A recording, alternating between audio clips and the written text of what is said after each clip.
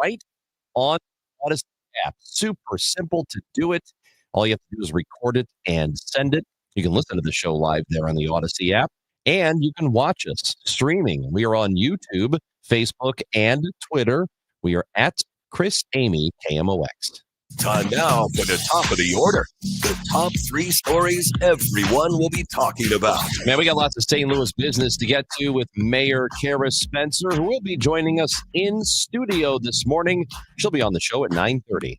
And it seems that Ukraine has agreed to core terms of the U.S.-led peace deal. We'll get more information about that when we're joined by retired Lieutenant General Mark Hertling at 10 o'clock. He'll also talk about that whole issue about the military disobeying illegal orders. And the Blues were trying to build on something with a win on Saturday, but last night, not so much luck. They lost in New York to the Rangers. So, yeah, we don't have to spend time on that, do we? Here's my one takeaway. Gas House Gang at 12 o'clock. We'll talk a little Blues. One takeaway. The Blues goaltending is finally turning it around, and the goaltending is becoming what we knew it has been and what it could be. You know what that sounds the like? End. You know, that's the end of my analysis. What it has been and could be. That sounds a lot like St. Louis, doesn't it? That's sad. It sounds a lot like the city of St. Louis. Except the goaltending's turning it around a lot more quickly. Well, I would say that there are some aspects of St. Louis that are turning around, and we don't talk about them enough. But there's still some issues, obviously, and you've probably seen the stories over the last couple of weeks about the ARPA funds, which is basically free money to the city of St. Louis, a couple $100 million left. Close to $300 million left, apparently, to be spent. And there is a deadline for this where it needs to be spent.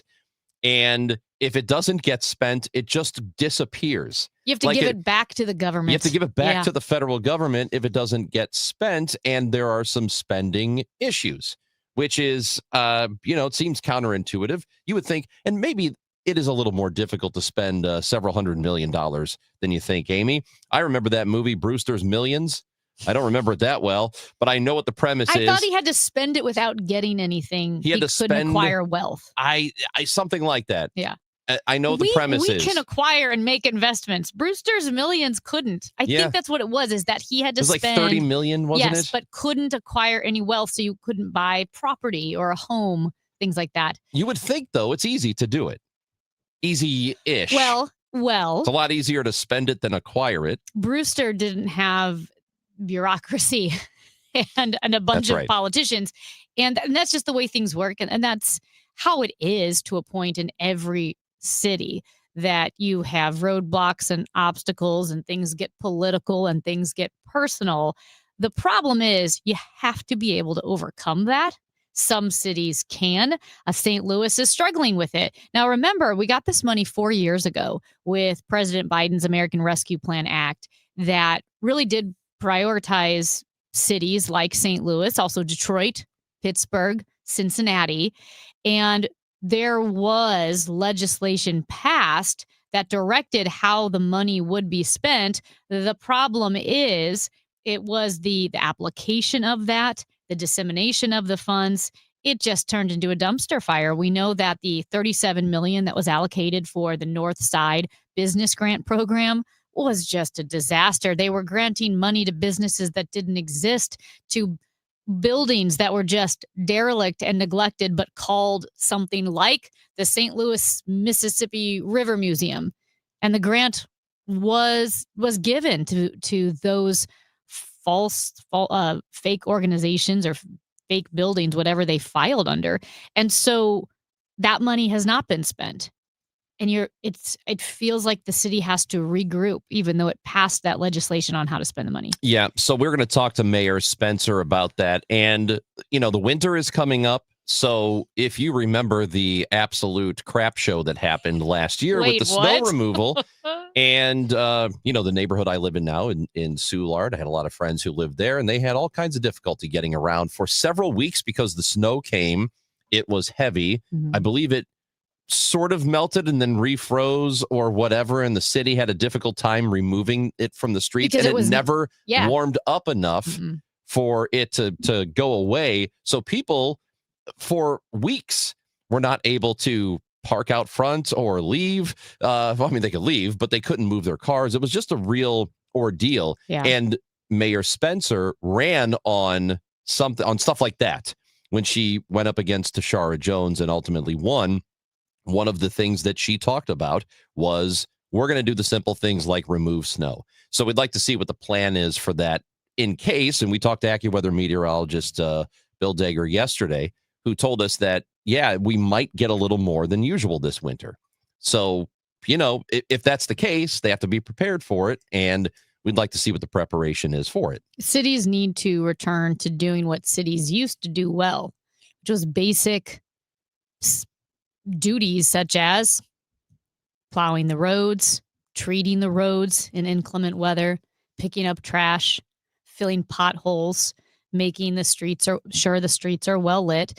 And a lot of cities across the country, especially as our political environment became so divided and cultural, you had mayors talking like presidents.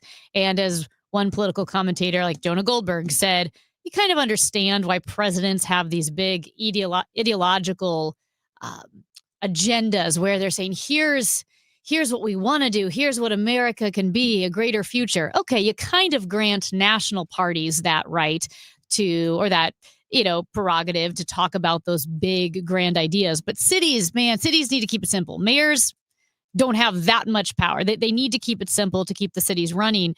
You brought up the Central West End. I remember for a week or two, there was a local media personality who lived there who would send videos of people ice skating on West Pine or whatever it was. I have some good friends in Soulard that, as you mentioned, those streets were not only were they never plowed, they were never treated. So as the snow melted, it would refreeze every night, which built the layer of ice. And they were delivering food and medications to elderly people who were trapped in their homes for weeks at a time. That's a real concern if your streets aren't taken care of. And I know the Bethany Williams, the former streets department director, said she wasn't aware that the streets were so bad. I don't know where she was. And Mayor Jones, to her credit, came in to our studio and did an interview with us. But when I told her some of those reports about the street, she said, well, I don't believe that's happening. And I didn't even know how to respond to that, because it wasn't an opinion. It was on the boots on the ground reporting of these were the street conditions. So we'd like to know what the plan is moving forward for it, how it's going to be better than last time, if it does happen. And of course, we may not even get a real actual snowstorm. Or if we do, it could be one of those where it warms up enough that it melts away and we don't have to worry about that sort of thing, because that was a very unusual situation. And don't listen to Ranj. That's also true, because several years ago when I was in Chicago and we had a massive blizzard on the way, it was one of those things where every single year it's like, this is going to be the worst snowstorm ever. And then it's not. Yeah. And so middle of the afternoon, I'm like, we're okay. We're going to be fine. Everybody calm down. On the air, right? On the air. On the air. On Yes, the air. Like, let's not overreact to this. And if people didn't abandon their cars on Lakeshore Drive overnight, and people actually died on Lakeshore Drive overnight because they were waiting in the snow and their car was running and the snow backed up to the tailpipe and exhaust came into the car. There was a family that happened to, or a couple of people. Yeah, so I was wrong. Yeah. So don't listen to me when I say don't worry about the incoming snow, because it may actually be bad. It may be bad. Anyway. To your credit, the worst snowstorm, Snowmageddon warning feels like what the previous tornado sirens in Missouri used to be. And I know the horrible tornado in St. Louis. I'm not talking about that, but just historically, it was a meme. It was a joke that in the Midwest, the sirens go off and everybody looks around outside, because they would go off all the time. Yeah, right. Part of that, Dave Murray doesn't like our system, that if there's a tornado in one county, the next county goes off. Right. So I will say, I get the Snowmageddon warning feels a little Chicken Little at some times. Yeah, and that's what happened. But it was a Snowmageddon. It was, it was really bad. It was so bad. People left their cars and they were there for like 3 days, and How many did you say they had to tow? Oh, like thousands. And they had to. What they would do is they would tow them from Lakeshore Drive and just take them to a spot in a city somewhere, park it on a street, and then they would, there was a database somewhere that you could call a number and find out where your car was. That's so wild. And People they didn't gave have you- to pay for that, right? Yeah, and they would They put had you to in pay? like, oh, no, people didn't have to pay. Okay. Because towing's really expensive. No, so what Yeah. they did, there was like a grace period where they would park these cars in illegal spots, signs that would say no parking or permit or whatever, and they would just park them, and then you'd have to call a number. And they said you have like 3 days to go get your car. Jesus. You have 3 days, go get your car, or we will start to ticket it. And This sounds like a Liam Neeson movie. It was Like, awful. You have 3 days to find your car. dude, it was so bad. They're really, go look it up. I think it was 2011 Blizzard, Chicago, Lakeshore Drive. Google it, and you will see the cars. It does look post-apocalyptic. It's crazy. So if you have questions for the mayor, feel free to text them into us at 314-436-7900. We're going to talk to Kara Spencer at 9:30. So whatever your questions are, we'll try to get to some of them. We have a limited amount of time, so we will do the best we can. But go ahead and text in a question, 314-436-7900. We will also talk to retired Army General Mark Hertling. He'll be with us at 10 o'clock. And then Chris Crocker, who is the acting special agent in charge of the FBI here in St. Louis. There was that Operation Summer Heat you may have heard about over the last couple of days, and a bunch of arrests and weapons recovered and so on and so forth. We'll talk to Chris Crocker about that and more on 104.1 FM KMOX. Now, the Salvation Army, you've heard me talk about them. I love the Salvation Army because they love your neighbor. They take care of our neighbors right here in the city of St. Louis, and their Red Kettle campaign has officially kicked off.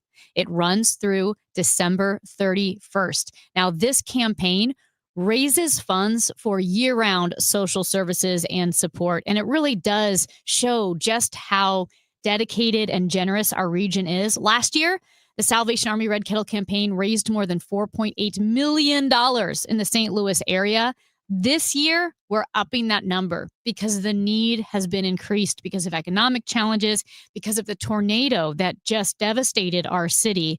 And we need to hit $5.6 million. That's right, $5.6 million. Our campaign theme this year is Give with Joy. I know I am so honored to be the Red Kettle campaign chair for 2025.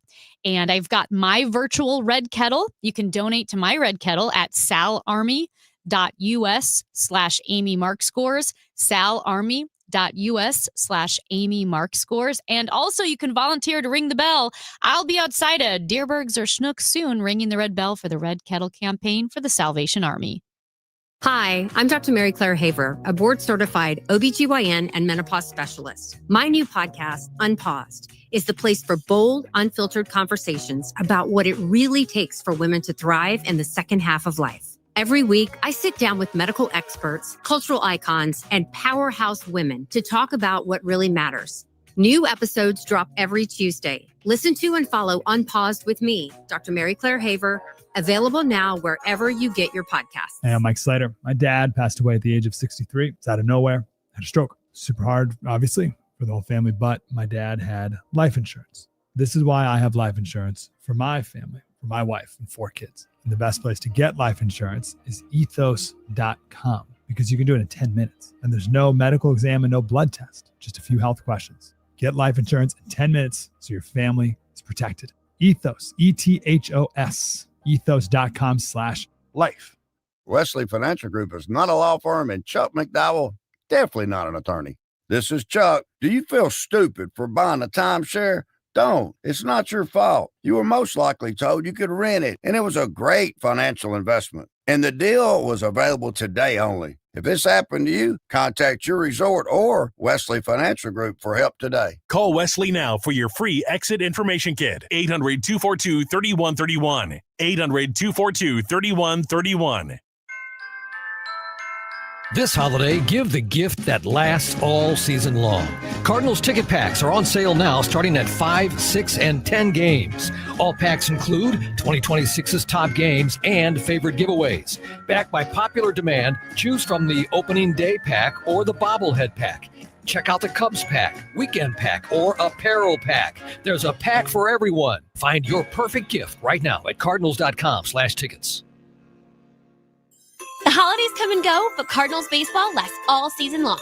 This year, give the gift of all-inclusive tickets, featuring a full buffet, complimentary bar, and unbeatable views at Busch Stadium.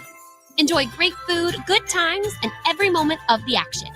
Choose your experience in the Budweiser 703 Club, UMB Champions Club, Coca-Cola Scoreboard Patio, and more. Make your holidays brighter with all-inclusive tickets on sale now at cardinals.com/tickets. After a disaster, emotional recovery takes time. Show Me Hope Missouri offers free, confidential support wherever you are. Call or text 1-800-985-5990 and connect with a local crisis counselor today. From Missouri Department of Mental Health.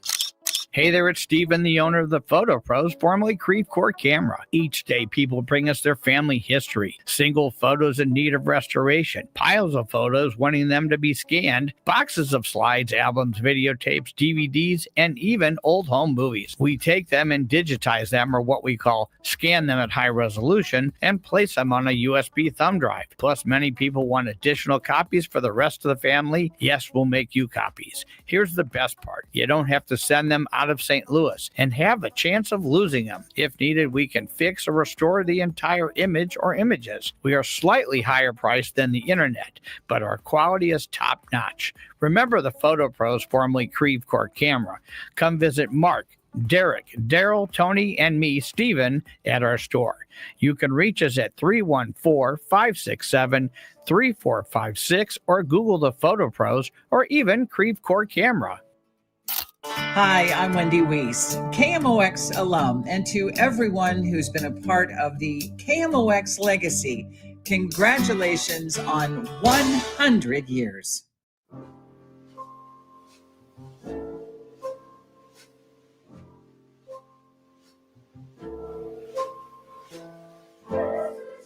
So let me make a quick correction here. When I said there were thousands of cars that were stranded on Lakeshore Drive, there were 900 cars and buses, about approximately 900, and they towed 400 of them to various spots around the city. In your defense, that's probably thousands of people. It's probably thousands of people. Yeah. If you multiply the amount of people in cars. Yeah. Still, a lot of cars. Yeah. A lot of cars and buses stuck on Lakeshore Drive. We are not probably in danger of having a storm like that. Knock on wood. I don't think so. This guy, the audacity. I did do exactly what Ron said during the commercial break, though. I did pull up pictures. Yeek.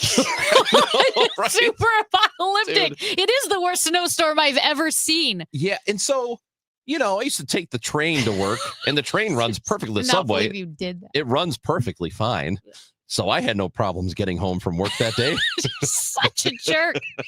You And then when I guys are found out- fine. Yeah, when I found out how bad it was later, I was like, "Oh God!" Yeah, it was you should not feel good. that bad. Okay, well, speaking of snow and Christmas and the holiday seasons, it's Tuesday. Yes, we have our question of the week. Yes, but because it's Thanksgiving week, we're doing a feast of questions of the week. Yeah, we thought we would overdo it. Hey, listen, we do nothing if not overdo things. Sometimes we like underdo. today. Sometimes we underdo, and I think people appreciate that. I think they like an underdone Sometimes it's show. like you just don't want you to do too much. Yeah. So we have our feast of questions. Here are the questions, and it's all one thread on Chris Amy KMOX on Twitter at Chris Amy KMOX. Go to our Twitter page and you can vote. Here are our questions. 1, what is the best pie? Pumpkin, apple, pecan, or other? Second question. We have are you a Black Friday shopper? Yes, I go out to shop. Yes, but online. Yes, I do both, or no. And finally, when do you put up your Christmas tree? Before Thanksgiving, on Thanksgiving, or after Thanksgiving? My Christmas tree is up. It's been up for like a week. Do you have a small one, regular size one? What do you have? So I think I have an 8-foot tree because it goes to the ceiling, but it's thin because the room is small.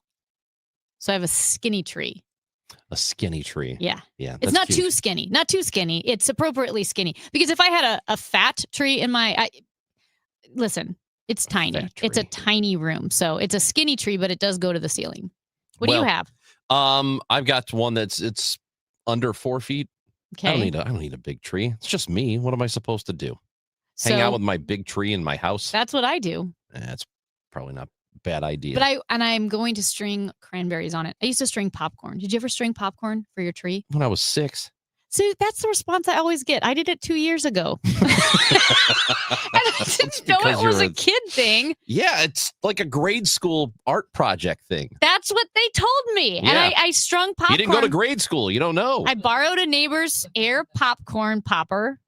Yeah. And I popped popcorn. And then I sat there while we watched Christmas movies and I strung the popcorn for the tree. And everyone said, isn't this what kids do? I'm like, Yes. no, it's how you decorate your tree. Mm-mm. Yes, when you were a child. How did I not know this was a child Because you thing? didn't go to grade school. But I guess, but it felt. No, it's not, I guess. That's why you didn't know. But I still like it. It And- looks good. And you would make the paper, construction paper chains. That is for children. Yes, that I know you is do for that in children. grade school Yeah, along we with the never popcorn. did that. We Oh. weren't that immature. We did popcorn. Also, we would string cranberries, but that takes forever. So I am going to buy fake, like little wooden cranberry garland for my tree because I keep saying my tree is up. It is, and there's lights on it. There's I don't have any ornaments. There's nothing on my tree. It's just a tree with lights I because think it's that pre-lit. with my tree, which I'm going to put up and it'll take 5 seconds. Yeah. When I put it up this year, I will have my Walter Payton ornament Mm-hmm. and the KMOX 100 years ornament. And I think that's going to be it. I like it. Oh, I also have a Malort ornament. I think I'll put that You should on. put them right next to each other on the tree. I like probably adjacent branches. Yes. And until supplies run out, just want to remind people that Together Credit Union, if you go into one of the branches around the 14 branches around the area, until again they run out, there are the 100th year anniversary celebration ornaments that you can buy for $5, and proceeds go to the Children's Miracle Network. Yes. And again, a little memento. You can hang it on your tree. I need to hang something on my tree. Can I just ask you this? I'm doing cranberries. Also dried oranges. You slice oranges and you put them in the oven for a couple hours and you dry them, and you can do that as well. You put sugar on them? Is that no, what they you do? don't eat them. Oh. They're hanging on your tree. Oh, there's a way to do it and make like Oh, so Noah did that. Yeah. She made orange peel and lemon peel candy. Yes. Where you boil it with sugar. Is that what you do? Okay. Mhm. Yep. And it's I've heard it's kind of weird eating orange peels. I've heard it's really good. It is good. Yeah. You can make it as sweet as you want, but I would slice the oranges and dry them and hang them on my tree. We are going to talk to Mayor Kara Spencer in just a matter of minutes. She will be joining us in studio. Again, if you have a question for her that you would like to have answered, we'll do our best to get to some of them. 314-436-7900. Go ahead and text the show. We have a partner here on the Chris and Amy show, and it is Krentz Financial. We've been telling you about them for weeks. Todd Krentz, Justin Brown, and Kyle Busch, and they have been, Krentz Financial Group has been for over 6 decades, helping people in St. Louis businesses and families alike plan with purpose and confidence. Yeah, and they offer a variety of services that they tailor to your needs because they get it that life can throw a lot at you. And it's very reassuring knowing that you are prepared and that you have an expert by your side. I mean, that really does give you confidence through life's changes because whether it's a divorce, the loss of a loved one, maybe you're switching jobs and you don't know what to do with your 401k. All of those things happen in life, and Krentz Financial can walk you through it. And a lot of it is complex too. It doesn't seem like it would be. You think, oh, this is intuitive. It's not. And you might want somebody who knows what they are doing. Maybe you have a financial advisor now that you're just not all that comfortable with, or you don't think they've got your best interest in mind so much. Krentz Financial Group will be that place to do that for you, and they can cut through all the complexity. Yep. So give them a visit by going to the website first, kfgadvisors.com. That's kfgadvisors.com. Securities offered through Raymond James Financial Services, Inc., member FINRA SIPC. Krantz Financial Group is not a broker-dealer. This Thanksgiving, KMOX has your holiday sports feast. It all starts on KMOX 104.1 FM at 2 o'clock with full game coverage of the Kansas City Chiefs. Then keep the action rolling as the St. Louis Billikens tip off their holiday matchup. Pre-game starts at 5:45 on KMOX 1120 AM. When Chiefs coverage wraps up, KMOX FM will join Billikens basketball already in progress. A Thanksgiving doubleheader, Chiefs and Billikens, only on America's Sports Voice, KMOX. Welcome to Coffee House. How are you today? Hi, great, thanks. May I get a sea salt caramel latte with almond milk, extra caramel, extra shot, iced, Gross. and to go, please. Did you get all that? No, I was just ringing you up for all the extras. Can you repeat your order, please? Oh, never mind. I'm just going to go. Stop paying extra for extras. Get fancy coffee without the fancy coffee price at Quick Trip. Raise your coffee bar. Woke radical liberals are screwing up this country, but Congressman Jason Smith is tax cut for working families, ending Social Security taxes for nearly all seniors, and taxes on tips and overtime gone. So call Congressman Jason Smith at 202-225-4404 and thank him for backing working family tax cuts and putting America first. Paid for by American Prosperity Alliance. It's time for a $98 furnace tune-up. It's the biggest savings event of the year. Menards, 11% rebate ends Thanksgiving Day. Save big money on everything you need for any project. We've got something for everyone. Homeowners, contractors, DIYers, the kids, and even grandma. Hurry, Menards 11% rebate ends Thanksgiving Day. Save big money at Menards. 11% mail-in rebate is a merchandise credit check. Good on future in-store purchases. See menards.com for details. Now, KMOX weather from the Saliga Heating and Cooling Weather Desk.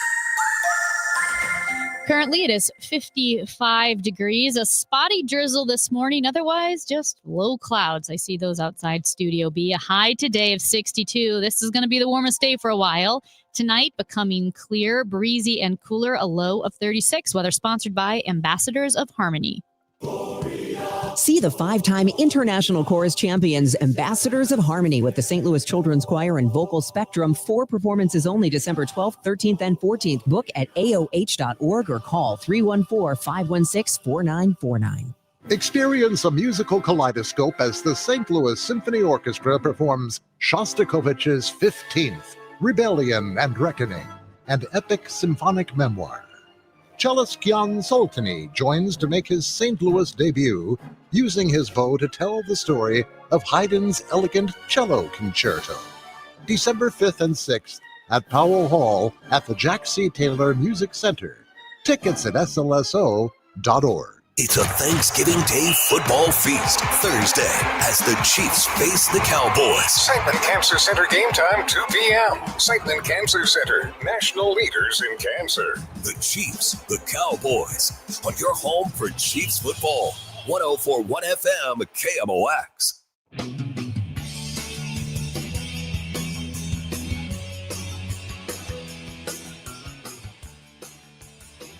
Chris Ranji, Amy Mark Scores with you, and joining us now in studio is the Mayor of St. Louis, Mayor Cara Spencer. Thank you so much, Mayor, for taking time out of your jam-packed schedule to join us here. Of course, Amy. Thanks for having me. Well, we were just chatting at during the commercial break that you had to take office at 1,000 miles an hour because shortly after you did win the mayoral race, became mayor of St. Louis, and then the tornado struck our city. So I guess my first question is that work continues, and where are we with progress with helping those that were hardest hit? Gosh, you're right. I mean, I thought when I was elected, we took office. I took office 6 days after the win. And as we barreled through the first month, I thought, well, we'll take a break this weekend. And that was that Friday, Friday night. But of course, as you said, the work continues. And, every day we put one foot in front of the other. And we're continuing to make progress every single day. Where we are right now, we really started off the days following the tornado in a response mechanism, really trying to understand where the federal government was going to land with us. It was a changing set of facts every single day. And once we kind of solidified where we are, we got the FEMA individual assistance. We have some city assistance from FEMA. Now we're kind of going back into that triage response mode as we head into the winter months. We have a lot of folks that are living in very compromised buildings. Their roofs are still very badly damaged. They still are missing sides of their walls in many cases.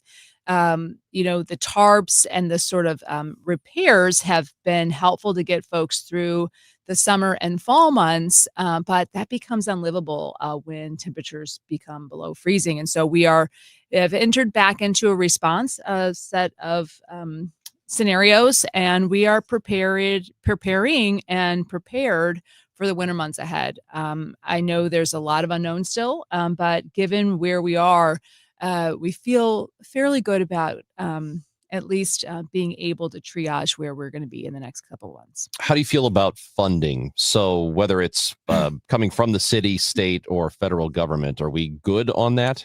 We are not ideal. We had close to $2 billion. That's an estimated figure of damage done. But we have allocated quite a bit of funding on the local side. Right off the bat, I put in an executive order the night the tornado struck, and I eliminated all caps on local spending. So that meant that our forestry department, our refuse department, everybody had full carte blanche to do extra working hours. And we deployed quite a bit of local resources on that front. We have, as you know, allocated the interest funds from the RAM settlement funds. That first tranche was $30 million, and then we followed up with another 3.4. We took some very significant amount of the surplus from last year's budget, about $9 million, and are putting it towards winter planning here this year.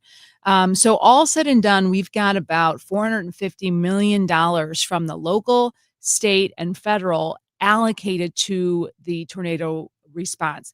The vast majority of that has not yet been spent. About $180 million is on the FEMA side for debris and demolition.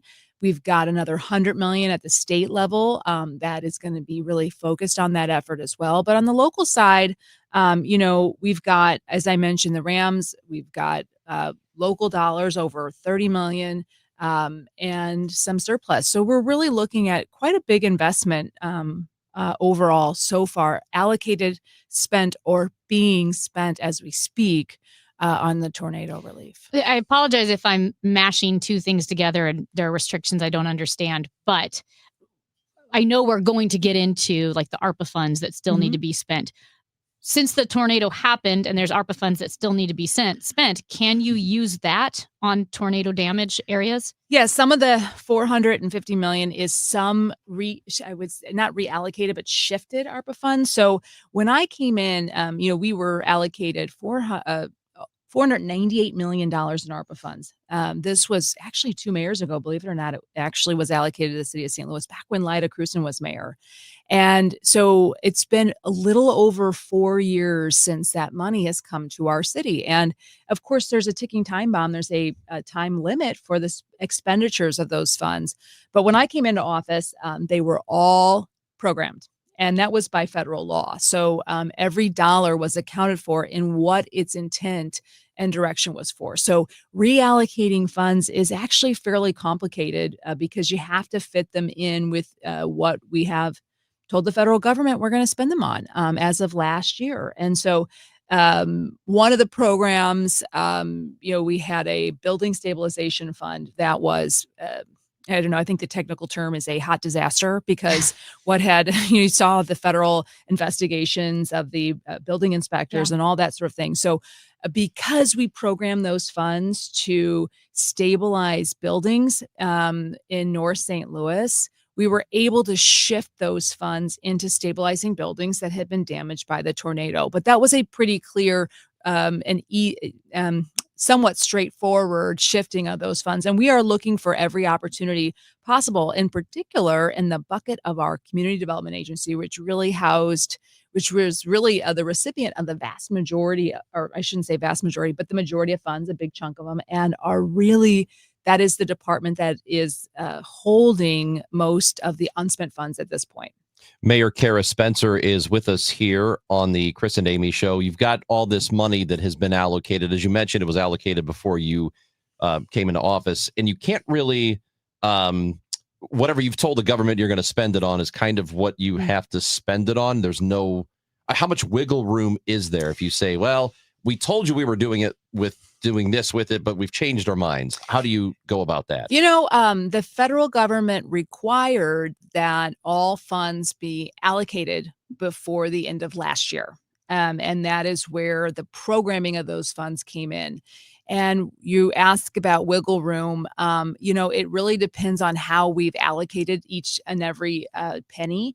And so, for example, I talked about those housing dollars. There's some shifting you can do within that, paving of the streets, et cetera. But there's quite a bit of encumbrance here. And so we're really diving into how much flexibility we do have. But of course, so much of that depends on how forgiving and how flexible the federal government is going to be. And that has been a big unknown across the federal government landscape in the last year.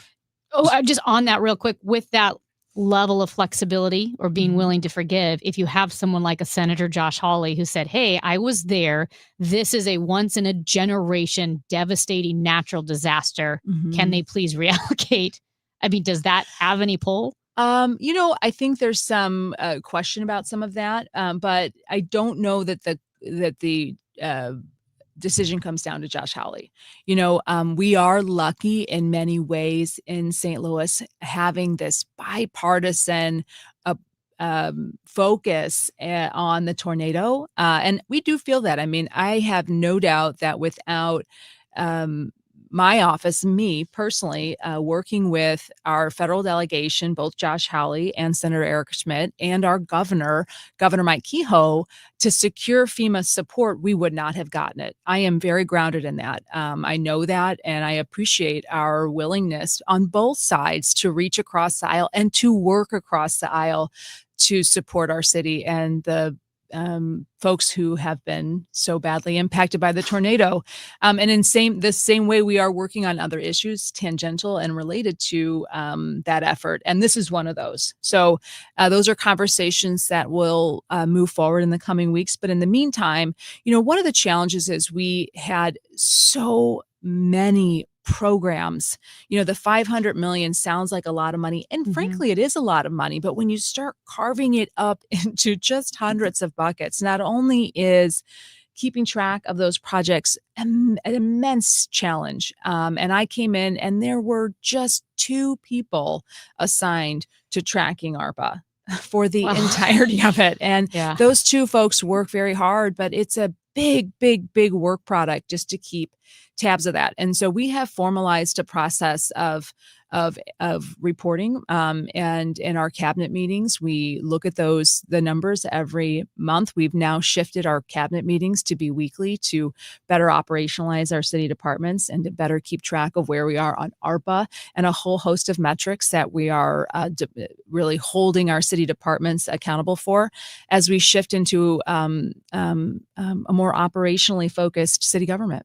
It is your confidence level that all of the remaining money will be spent in time? Is it high? My confidence, I do have a lot of confidence that we have mobilized great efforts to make sure that we are doing everything possible to get all those dollars spent. It is a Herculaneum task at this point, just given the constraints that we're under with the programming, et cetera, but we are truly focusing on it. And I am very, very confident that we are moving forward in the best possible way. So specifically, somebody's listening and probably thinking, well, what's so hard about it? You know what you're spending it on, just spend it.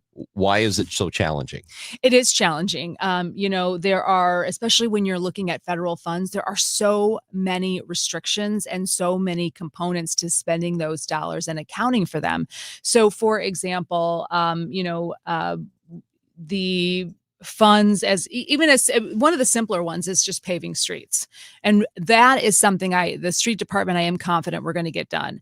But you have to have the engineering, you have to have the bidding. There's the planning associated with all of the utilities underneath. There's a host of things that go into planning, repaving a major arterial road, and the bidding process, the whole host of federal regulations on how we actually spend those funds, account for them, and then report them back to the federal government as a part of the ARPA process. So that's really the question. Is it the city that has the challenges, or is it, well, in order to spend it, we have to go through the federal government? They have to tell us it's okay first before we spend it. Is that how it works? There are a host of layers that make it very, very cumbersome. But look, we are focused on it. I'm confident we're doing everything possible to get those dollars out the door. But most cities have already spent down their funds. And, because of the extra layers of restrictions as the result of those encumbrances and those what we have promised the federal government we're going to spend these dollars on, adds a very significant layer of complexity to our product. Quick question about the funds and North City. We have a texter saying that they live in North City near Hyde Park, and that, yes, there's money to help fix up the areas in North City that were hit by tornadoes, but there were also so many buildings that were derelict before the tornadoes. And this person said they're taking the money first from the people who were actually hit by the tornadoes and trying to upkeep their buildings. How do you sort through that? They're saying that we're taking the funds first from. They feel, not you, the derelict buildings are able to, the people who had derelict buildings who didn't care would be getting money just as quickly or as easily as people who were hit by the tornado and had their homes destroyed. It seemed to be there's some confusion, like, how are you able to fix up buildings and know who was trying to upkeep their home and what was a derelict building? This is heartbreaking. I mean, one of the challenges that we have following the tornado, the texter's not wrong. There's when you have a whole area that has seen so many property owners holding buildings essentially hostage, you've got so many good folks rehabbing houses in Hyde Park and other neighborhoods in North St. Louis. And, if you are investing in a home that is being held by an LLC out of Alabama that's next door, and you've got squatters and a whole host of, fires and other things. It is truly heartbreaking for those that are really investing to make a difference. What we're trying to do, and with the tornado, I'll say, it's been a big challenge because so many of the buildings that were vacant and condemned May 15th are not eligible for FEMA reimbursement on the individual level or on the public side of things. And the city still has a level of responsibility of cleaning up the neighborhood. And we are not going to get the funds to do all the work that we need to do. So you asked earlier, how do I feel about the funding? On the one hand, I'm immensely grateful to the federal government and the state for allocating significant funding to us. And it's a significant amount, but it's also not enough. And the city is putting a significant amount of funding at this effort. But again, it's just not enough. And so it's a both and. It's a very humbling set of realizations when you're working as hard as you possibly can to help a community and you're not able to do enough to really make them whole. Mayor Spencer, do you have a few moments to stick around if we take a break and come back? Sure. We'll talk a little bit longer with Mayor Kara Spencer here on the Chris and Amy Show on KMOX. Coverage varies by plan. View contracts and exclusions at endurancewarranty.com. In sports, it's the dream team. And if your car is out of warranty, there's a team for that as well. You, the driver, your mechanic, and Endurance to pay for the repair bills. I'm Danica Patrick. In the past 5 years, auto repair costs have gone up over 36%. And if your manufacturer's warranty is expired, you'll have to cover it all. With an Endurance auto protection plan, no matter what the mileage, if your car is under 20 years old, Endurance can get you covered on the engine, electrical system, transmission, AC, and more. Endurance has plans for any budget. Repairs can be done by the certified mechanic of your choice. Plans cover 24/7 towing, battery jumps, fuel deliveries, tire changes, and lockout services. Act now and get the benefits of our Elite Plan, a $2,000 value at no extra cost. With Endurance, you could never pay for covered auto repairs again. So call now for your free quote. Call 800-293-8030. That's 800-293-8030. 800-293-8030. Glover here for my friends at Cantor Injury Law. Cantor is local, and we're here doing the work every day. We're right here in St. Louis, and we're ready to fight for you. CantorInjuryLaw.com or call 314-628-9999. The choice of a lawyer is an important decision and should not be solely based on advertisements. You're listening to Leaf Filter Radio, and the guru of gutter protection himself, Chris Cunahan, is here to take your most pressing leaf-related questions and bring you a special Black Friday offer. Hey, everybody, Chris here. I understand we have Ron on the line. Ron, where are you calling from? Uh-oh. Ron, are you calling from a ladder? Well, I was. I wanted to ask Chris what I need to do to get my gutters ready to have Leaf Filter installed. Oh, Ron, you don't have to do anything. A Leaf Filter Trusted Pro will come out and clean out your gutters, realign and seal your gutters, and install Leaf Filter, America's #1 gutter protection system. So I didn't need to get on this ladder? Ron, Leaf Filter Trusted Pros are in your neighborhood and ready to help. Just visit leaffilter.com/deal to schedule your free gutter inspection and get up to 30% off. Thank goodness. What was that site? That's leaffilter.com/deal. And now, as a special Black Friday offer, you can get a free gutter inspection, plus up to 35% off. This is our best offer of the season. Unlock it now at leaffilter.com/deal. See representative for warranty details. Let Banner Construction show you what a difference James Hardy can make to your home. Banner's exterior design team will show you custom design options to transform your home into the neighborhood showplace. Banner is a preferred James Hardy and Pella Windows specialist. With winter just around the corner, now is the time to think about Pella Windows for energy efficiency and comfort. Call Banner Construction 314-569-1050 to schedule your free in-home consultation, or the website bannerconstruction.com, and have a banner day. This is Congressman Bob Onder. For 43 days, the left kept the government closed, holding the American people hostage and demanding radical policy changes, including free health care for illegal immigrants. However, thanks to strong Republican leadership, the Senate voted to reopen the government and put America first. I'm thrilled to return to Washington so I can continue to vote to help Missourians, to secure our nation's borders, and to cut wasteful spending. Visit onder.house.gov to find the office closest to you. Paid for by official funds authorized by the House of Representatives. Chris Ranchi, Amy Markscores, because life is too short for boring radio. 104.1 FM, KMOX. Just a couple more minutes with Mayor Kara Spencer here in studio. We were just talking off air about a number of different things. And a question that I thought of is, you know, we've seen business leaders in the last several weeks sort of complain about how there's just so much red tape and it's so much difficulty in, you know, getting any sort of help from the city so that they could come to places and, you know, redevelop.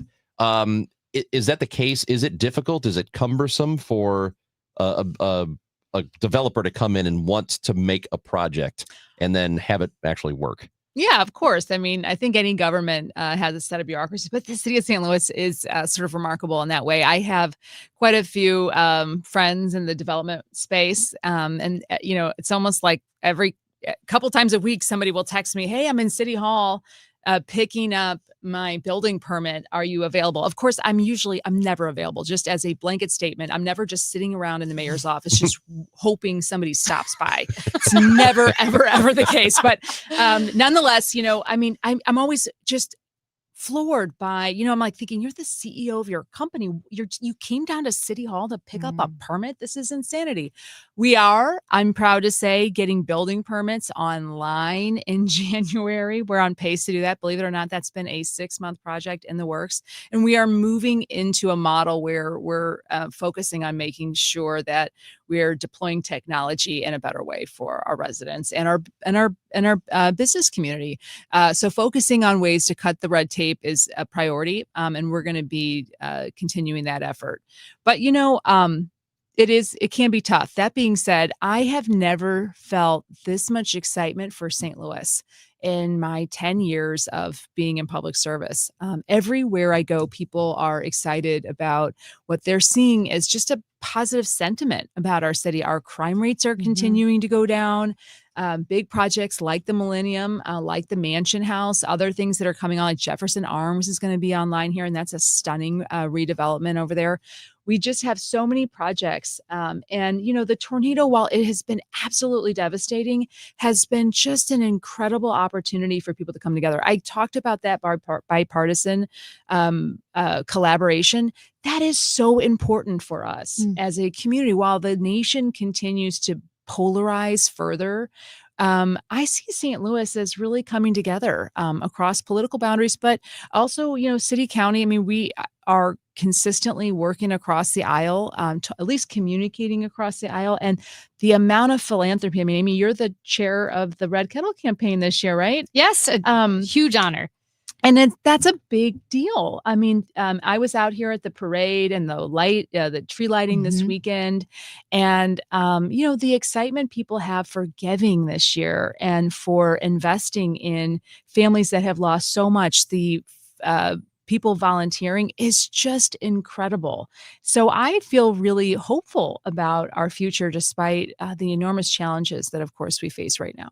And I brought up in the previous segment the person in North City who said that the people with derelict buildings before the tornado were, quote, grabbing the money. We had a couple other texts come in say, man, as soon as the tornadoes hit, I saw this person said they saw someone put caution yellow tape around a building that had been crumbling for 2 years. But you said you want to reassure people that the money is prioritized for owner-occupied buildings. We are, the funding that the city has for stabilizing buildings, we are prioritizing owner-occupied. And we are looking to stand up people in rental units and other things. And we're prioritizing people with kids, elderly folks, and trying to make sure that we do our best to invest those limited funds in the families that have been investing in our community for so long. Last thing, before we say goodbye here, we know that we talked about the snow potentially could be a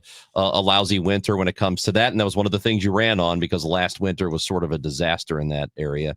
What's in place to make sure it doesn't happen like that again? Oh, boy, we have got quite a few things in place. We've been focusing on preparing for winter, not only to stand up housing for the unhoused, but to plow our streets and to treat them.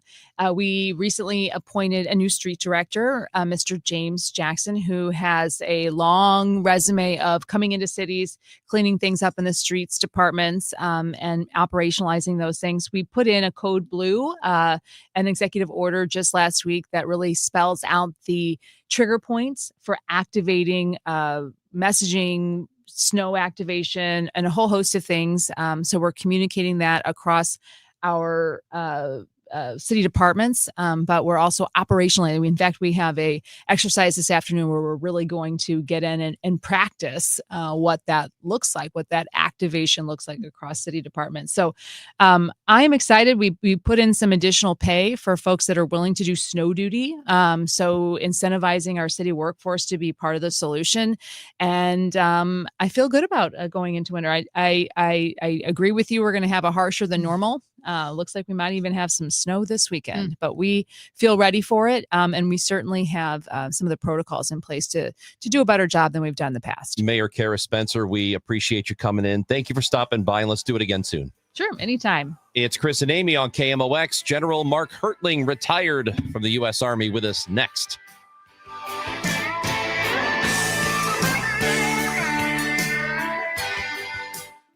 Hey, just check the mail. We've been invited to a seminar and dinner is free.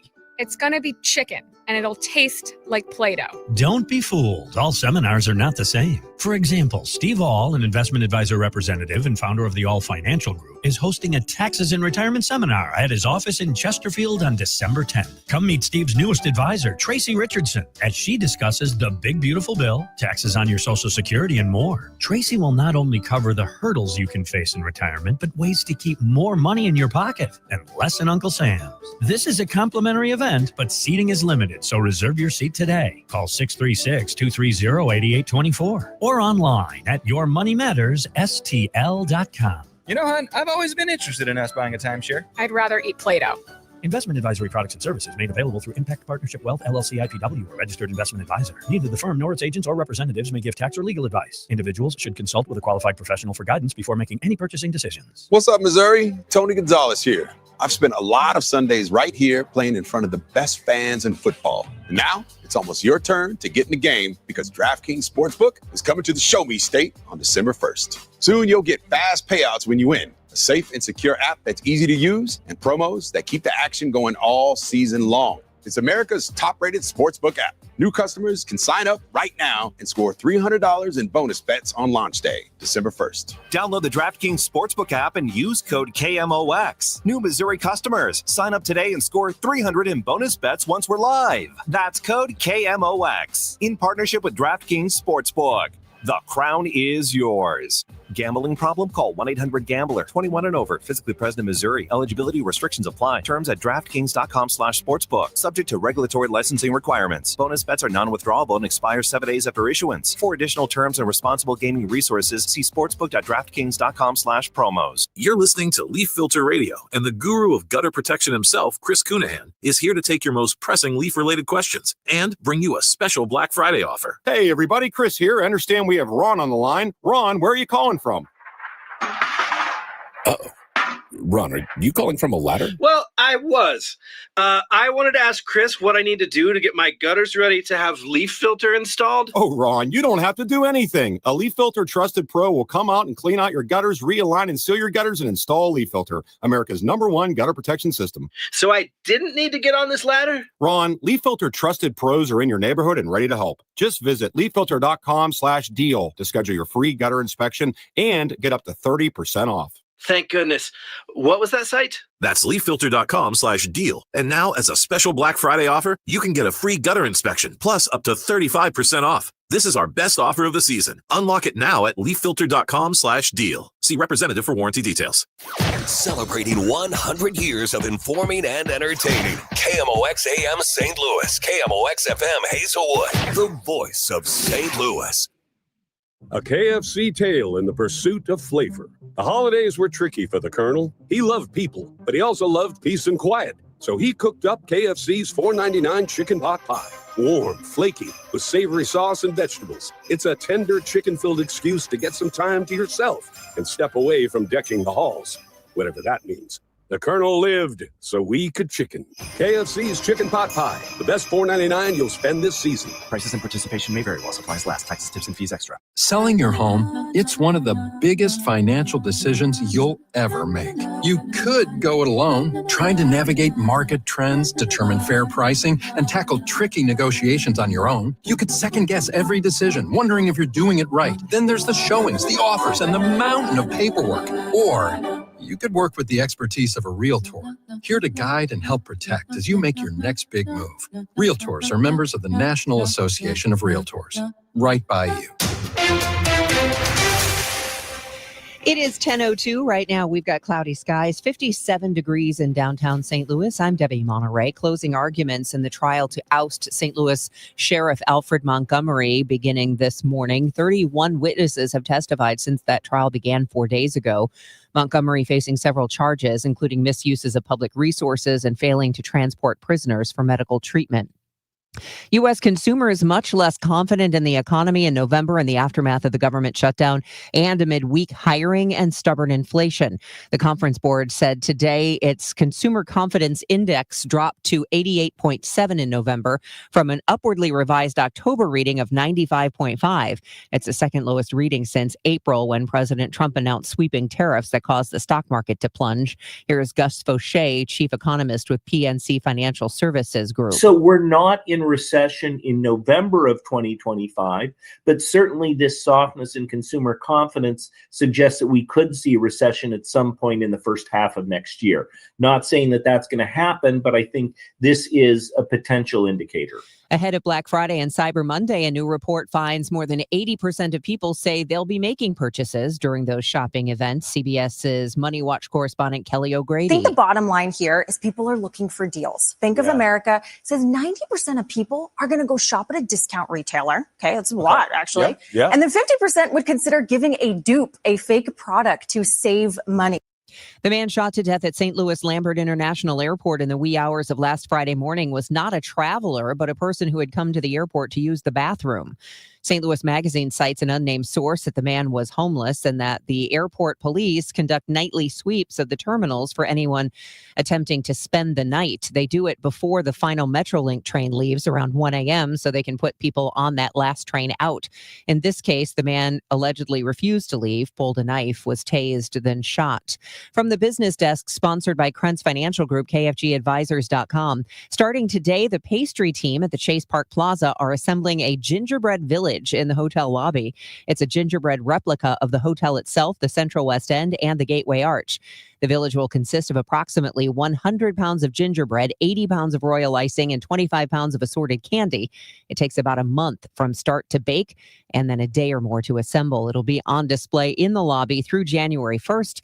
No nibbling allowed. This afternoon will be mainly cloudy and mild with a high of 62, increasingly windy tonight, but turning much colder with some clearing, the low 36. Tomorrow will be a windy, chilly day with more sun than clouds and a high just 45. Thursday, Thanksgiving Day, breezy and cold despite a good deal of sunshine, the high only 42. From the Saliga Heating and Cooling Weather Desk, I'm AccuWeather meteorologist Joe Lundberg on 104.1 FM KMOX. Currently cloudy and 56 degrees. The weather sponsored by Jerry Kelly Heating, Air Conditioning, Electrical, and Plumbing. I'm Debbie Monterey, KMOX News. From now on, if you spring a leak, need a water heater, or have hard water, thanks for calling Jerry Kelly Heating, Air, Plumbing, and Electrical. Jerry Kelly will fix the leak, install the thing, and make that hard water easy. From the company who's got your whole home covered. JerryKelly.com. Chris and Amy now. The Dave Glover Show at 1 on the voice of St. Louis, KMOX. Gee, I wish I was back in the Army. The Army was... Chris and Amy on KMOX, and it is time to bring in one of our favorite guests. It is retired U.S. Army Lieutenant General and native of St. Louis. He went to CBC. And as every CBC grad does, they like to make sure that you know they went to CBC. And just wrote a really good piece, What Americans Should Understand About the Military Disobeying Illegal Orders. He wrote that for the Bulwark. It is Mark Hertling with us on KMOX. Good morning, General. How are you? Hey, Chris, I was really good just a minute ago until I heard my walk-on music, which is not what I would have chosen to be on your show. Well, no, Matt says, do you think the General would like it if we play this? And we said, maybe. I don't know. And so he did it anyway. Well, tell him he's got a lot to learn. No. I'm sorry, sir. Matt is literally melting away out of existence right now. He feels terrible. Could you PT this guy until he dies? That's hilarious. It's really funny. Okay, well, it's good to be with you guys this morning on this Thanksgiving week. Thanks for having me. It's always great to dial in from sunny Florida and find out what horrible weather you have in St. Louis. So that's not that bad yet. But Okay. speaking, before we move to the serious stuff, because we did just play this from White Christmas. this number from White Yeah. Christmas. Have you ever noticed? You've seen White Christmas, yes?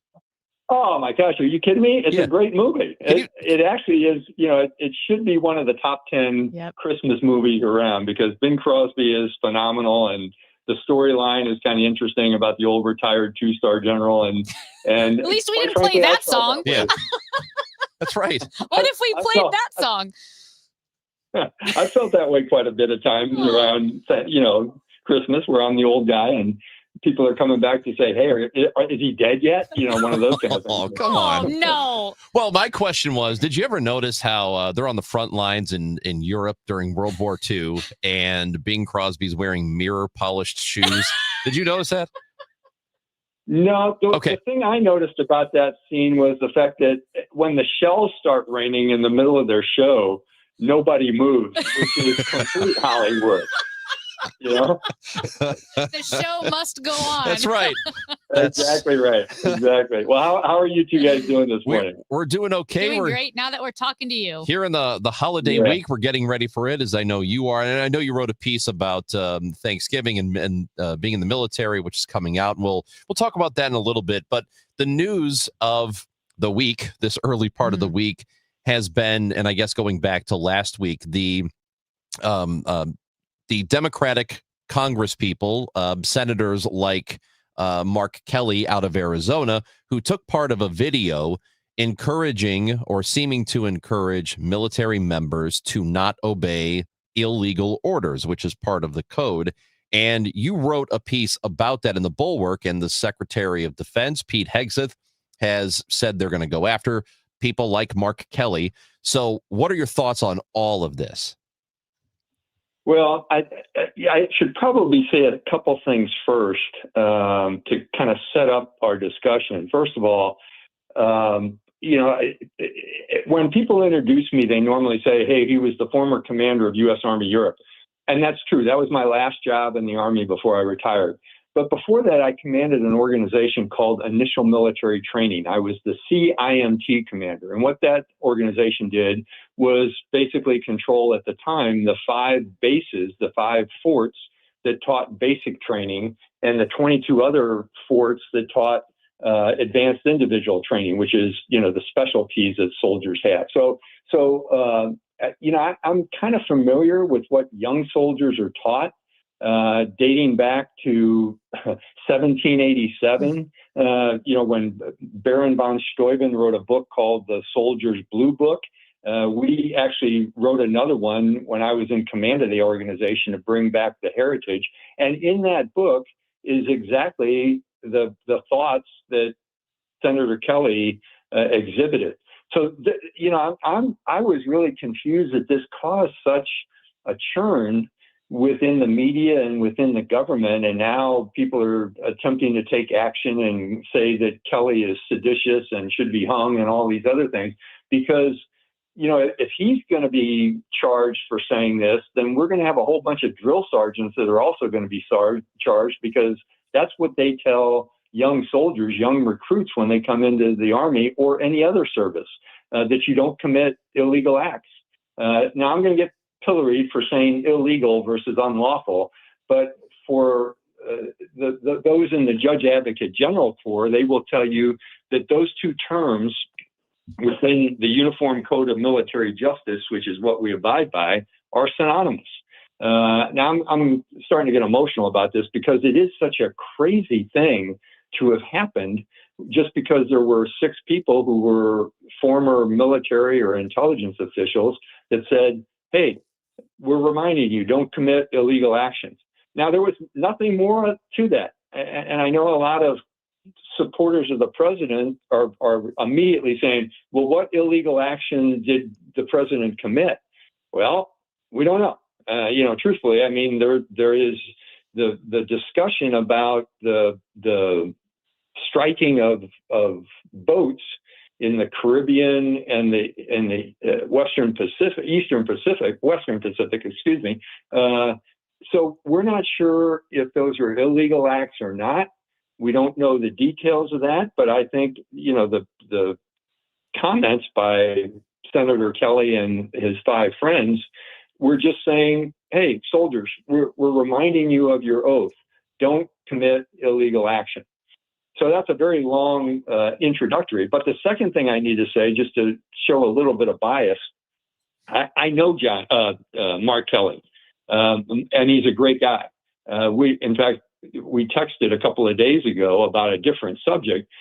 He was obviously, before he's a senator, he was not only a naval aviator, but he was also an astronaut. So he, is around these parts. I met him about 5 years ago. We had lunch together, and during that lunch, his wife, Gabby Giffords, came and sat in with us for a while, and she was still recovering from the gunshot wound that she took as a congressman. But Mark Kelly is more than he appears to be. He's not only, in my view, a great senator and a great legislator, he's a naval hero. He has several awards of the Distinguished Flying Cross. He has the Air Medal for Valor on a couple of occasions. He has the Navy Commendation Medal for Valor. He was a pilot, had, I think, over 40 combat missions. I'm not sure how many he had, but as a shuttle astronaut, or as an astronaut, I believe he also has the record for most time in space. But beyond that, and I'm talking too much, I'm sorry, but I'm just laying out the details. Beyond that, Senator Kelly was also an astronaut when the Columbia disaster occurred. And I've linked up with some folks who were launch directors at NASA because it's very close. And I used to take doctors over there to see how high-performing organizations run. And I learned then, and then read a book later about when the Columbia disaster occurred, that Mark Kelly was the first on the scene. He was not part of the launch protocol or any part of that particular mission, but he has showed up when they started looking across 4 different states for not only the debris from the shuttle, but also the remains of the 5 astronauts. And he was the one on the scene that identified each one of the astronauts when they found their bodies, and then delivered the news to the family members as a fellow astronaut. So you talk about a guy who has an unbelievably heroic history, not only in the Navy, but also as an astronaut. It's just amazing that anybody would call this guy out for something as silly as saying, hey, follow your legal orders. So that's my story, and I'm sorry for taking so much time to talk about it. No, thank you for laying that out. And just to explain that even further, in your piece for The Bulwark, you highlight that there are 2 military oaths, and it matters. The Constitution and Congress, you write, deliberately created 2 different oaths, one for enlisted personnel and one for officers. Could you explain that and why it matters? Yeah, and this dates back, the oaths were first put in place, a little history, Amy, in 1775 for enlisted soldiers. And they swore an oath to be loyal to the Continental Congress.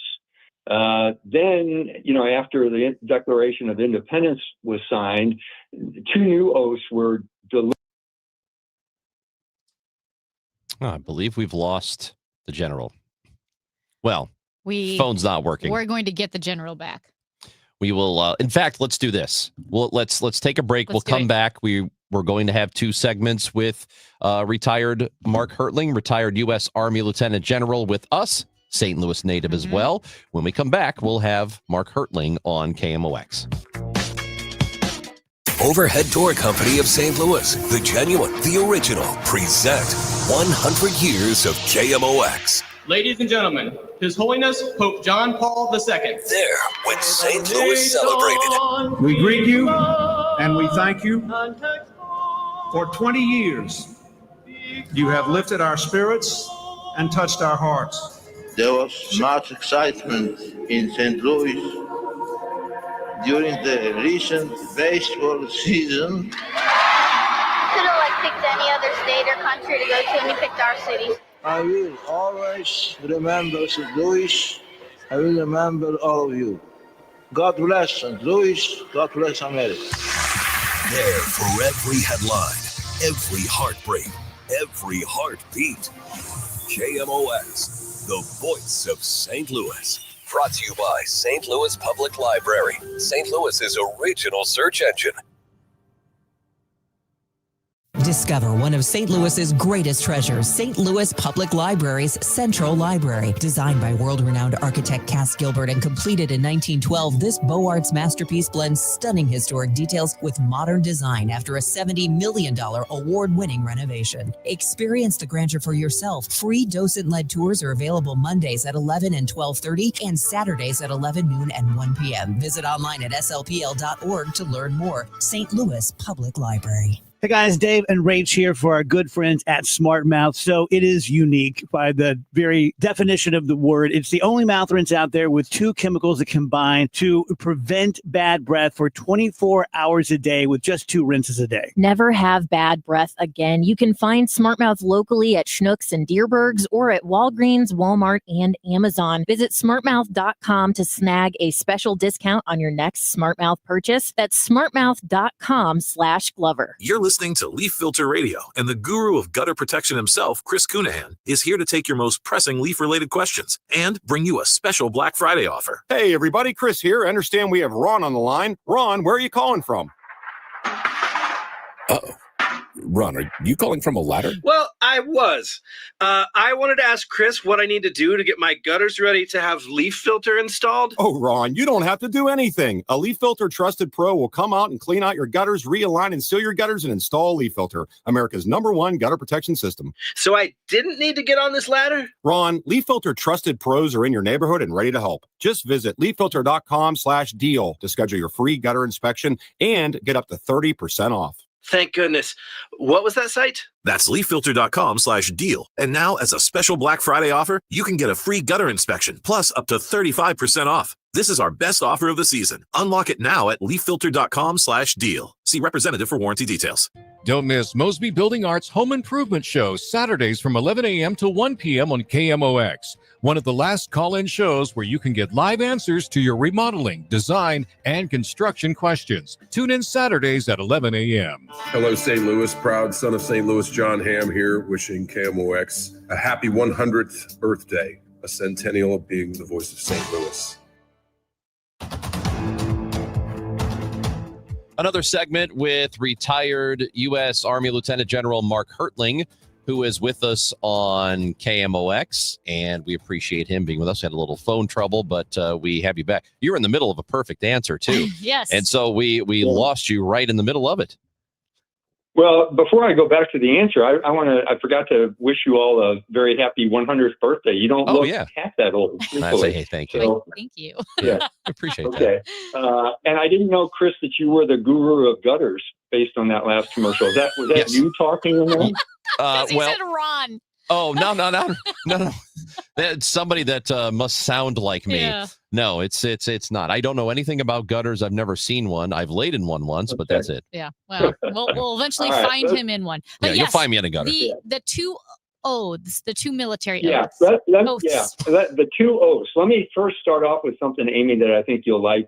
And that is, when I was commander of U.S. Army Europe, one of the hobbies I used to have whenever I went around to the 49 different countries in Europe is ask their soldiers, what do you swear, the other country's soldiers, what do you swear an oath to defend? And they would say things like the motherland or the fatherland or the king or the queen. We are the only nation in the world, or we were the only nation, a lot of people have copied us, that swears an oath to a piece of paper. It is the Constitution. But there are two different oaths, and I think that gets to the question you were talking about. Enlisted soldiers swear the oath to support and defend the Constitution as the first line, but then they also go on to say, quote, to obey the orders of the President of the United States and the orders of the officers appointed over me, according to regulations and the Uniform Code of Military Justice. That's the line. So in the Uniform Code of Military Justice, which is a big book of laws for the military, the service member's obligation is to obey lawful orders from that book. And no enlisted soldier is permitted to carry out an unlawful act. Okay, so that's the first part. There is a distinct requirement for enlisted soldiers to bear or to obey the orders of the president and the orders appointed over them.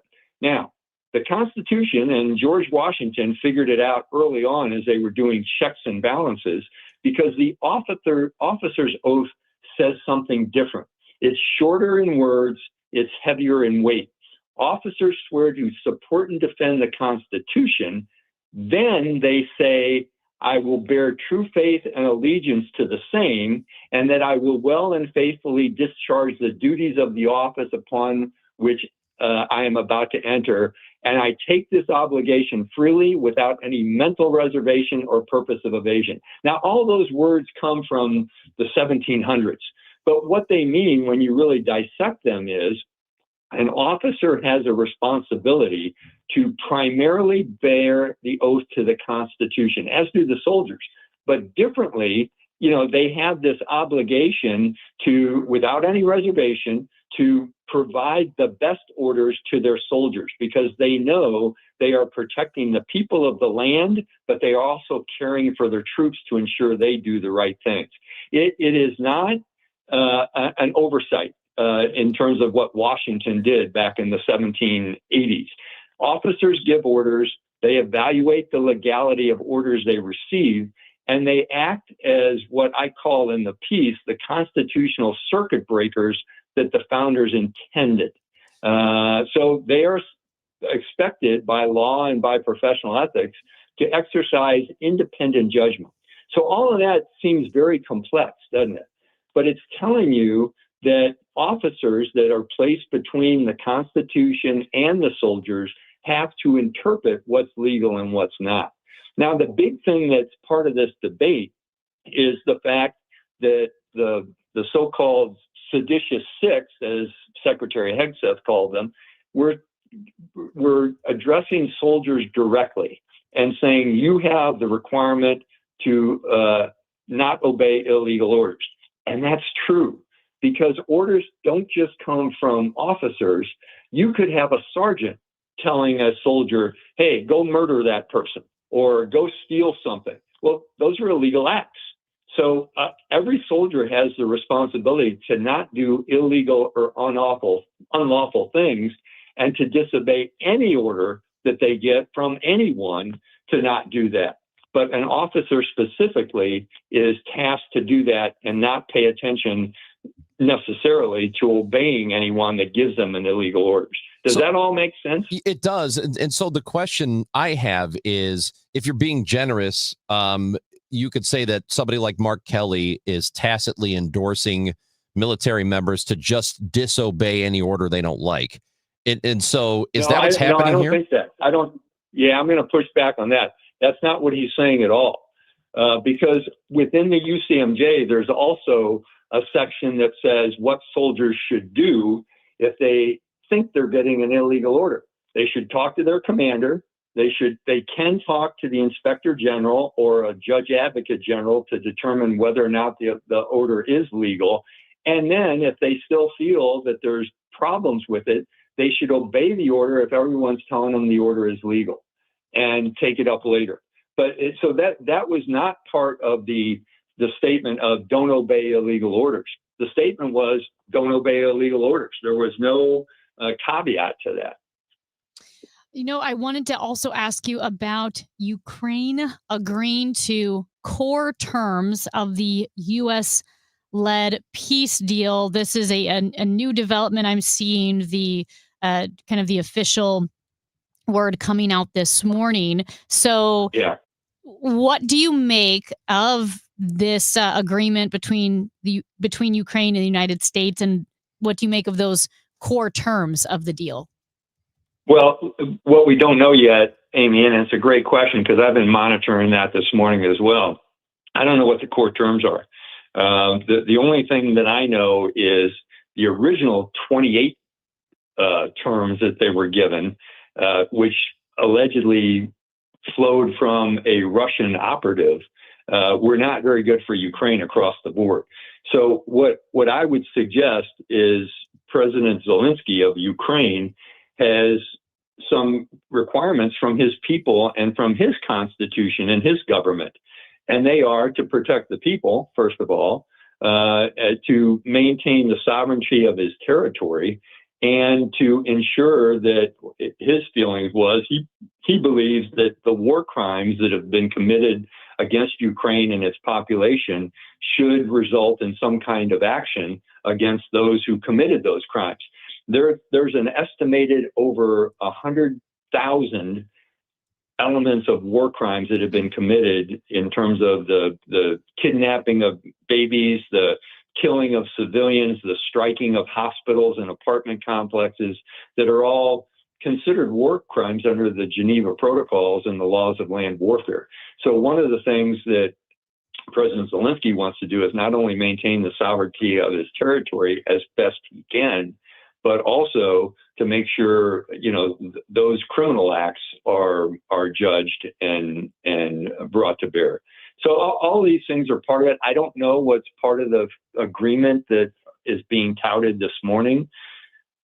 I would only say, I bet if it's an agreement between the Ukrainians and the U.S. delegation in Geneva, that the Russians are going to have problems with it, because they provided their list of things they wanted to happen, which when I read the 28 points, I thought this is absolutely crazy. If we agree to those, we would be rewarding the aggressor. And as I said to my wife last night, this would almost be like, if during World War II, General Eisenhower was given an order by President Roosevelt to enter the continent of Europe and defeat the defeat the Nazi war machine. Okay, those were his orders. They were that succinct, and he did that. And at the end, it was an unconditional surrender kind of situation. If we were to say to Russia that they can gain elements of Ukraine's territory, or they're not being charged for the war crime, it would be like if Hitler had lived in August or in May of 1945, we would have said to him, yeah, sure, go ahead and keep the Sudetenland.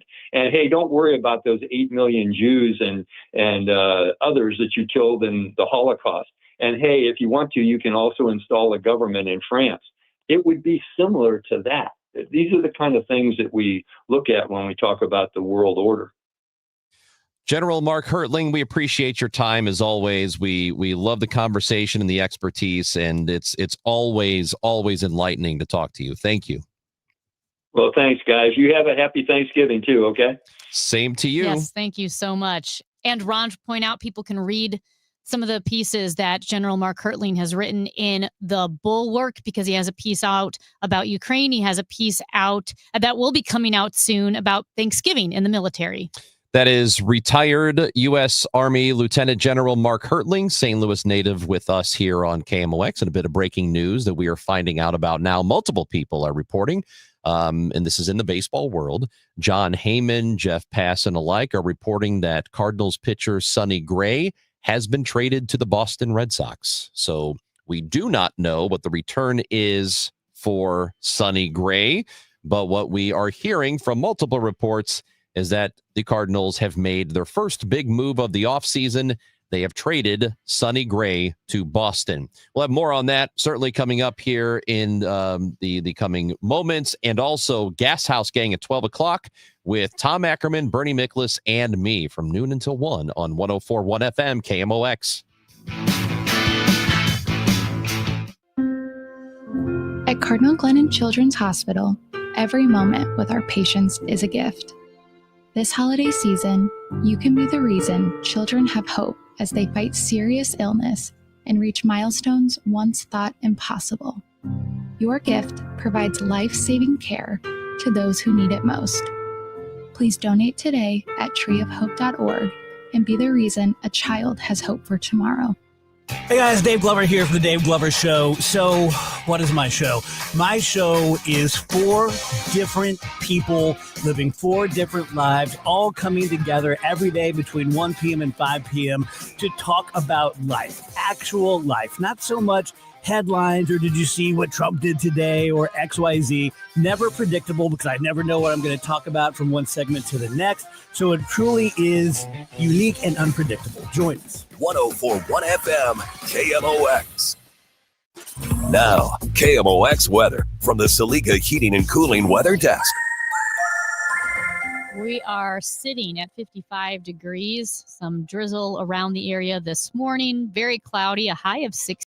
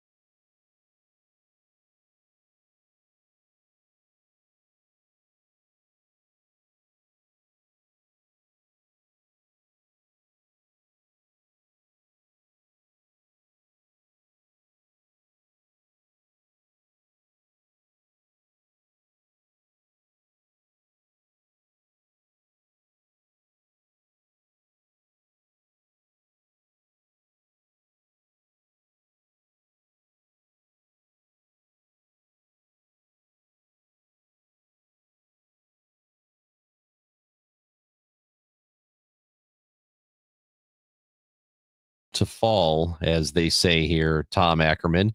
And would you expect that this was just a thing that happened because of his relationship with the Boston organization? So this happened easily, or is this an indication that we could start to see a lot of other things happen here very quickly? I think it's both. I think it's a familiar organization, and I am very comfortable with the fact that it was Chaim Bloom making a deal with Boston. I like it. So if you're watching on camera right now, we are all in here just sort of like, I like the fact that YouTube, Facebook, and Twitter, you can watch us. Well, yes, absolutely. Well, I like the fact they should know that by now. If they Your audience is very smart. Let me just say that. They better be, I'm telling you. But what I like is that I'm right down the hall. So as soon as something goes down, man, I'll tell you what, I looked at my phone, it had just broken, and Matt Pajeski had texted me, and we're here. So when things like this happen, the second part of your question is this sort of an indication that more things are going to happen? Yes, absolutely. More things are going to happen. Before Thanksgiving is what Chaim told me on Sunday, that there will be a run of moves before Thanksgiving, not just for the Cardinals, but for everybody. Everyone seems to scramble before Thanksgiving. Well, it's a holiday. Yeah, and everyone takes a little. It takes a little time. Yeah, and takes a little time off. So everybody, it's like just like business. Everyone makes their little business deals before Thanksgiving, and then they go into their holiday mode. You'll see baseball quiet down over the weekend because everyone's with their family. But then when we get out of Thanksgiving and we start to approach the winter meetings, conversations spark back up. You get to the winter meetings in Orlando and things start to go down. So do I anticipate more could happen this week? It's possible, but this is a pretty big one here. The other names that are obviously there for the Cardinals that they would be willing to move, who make a lot of money, Nolan Arenado. And then there's the case of Wilson Contreras, who has said that he doesn't want to really go anywhere and he'd prefer to stay with the team. We'll see what ends up happening there. I think there's a lot of people that would love to have Brendan Donovan. Yeah. So the Cardinals seem to be in a good position there where they could sort of pick and choose the best deal for Donnie and move forward from there. And why are they doing that? Well, his value is very high. And they also have a guy coming named J.J. Weatherhold who can snag that second base spot pretty easily, or third base. And they have another guy named Nolan Gorman who can play both positions. So they have two young players that they'd love to see a lot of, and they could move Arenado, Donovan, and make things happen. Is this, I might just have a terrible memory, but is this a baseball thing where you learn of a trade and you learn of one direction, Sonny Gray to Boston, but you don't learn the other direction for a while? I'm trying to think of big hockey trades. No, it usually happens pretty quickly. I mean, somebody will leak to a national reporter like a John Heyman who has great connections to agents. The agent will say, hey, done deal. Or a baseball executive might leak to John, Sonny Gray's been traded to Boston.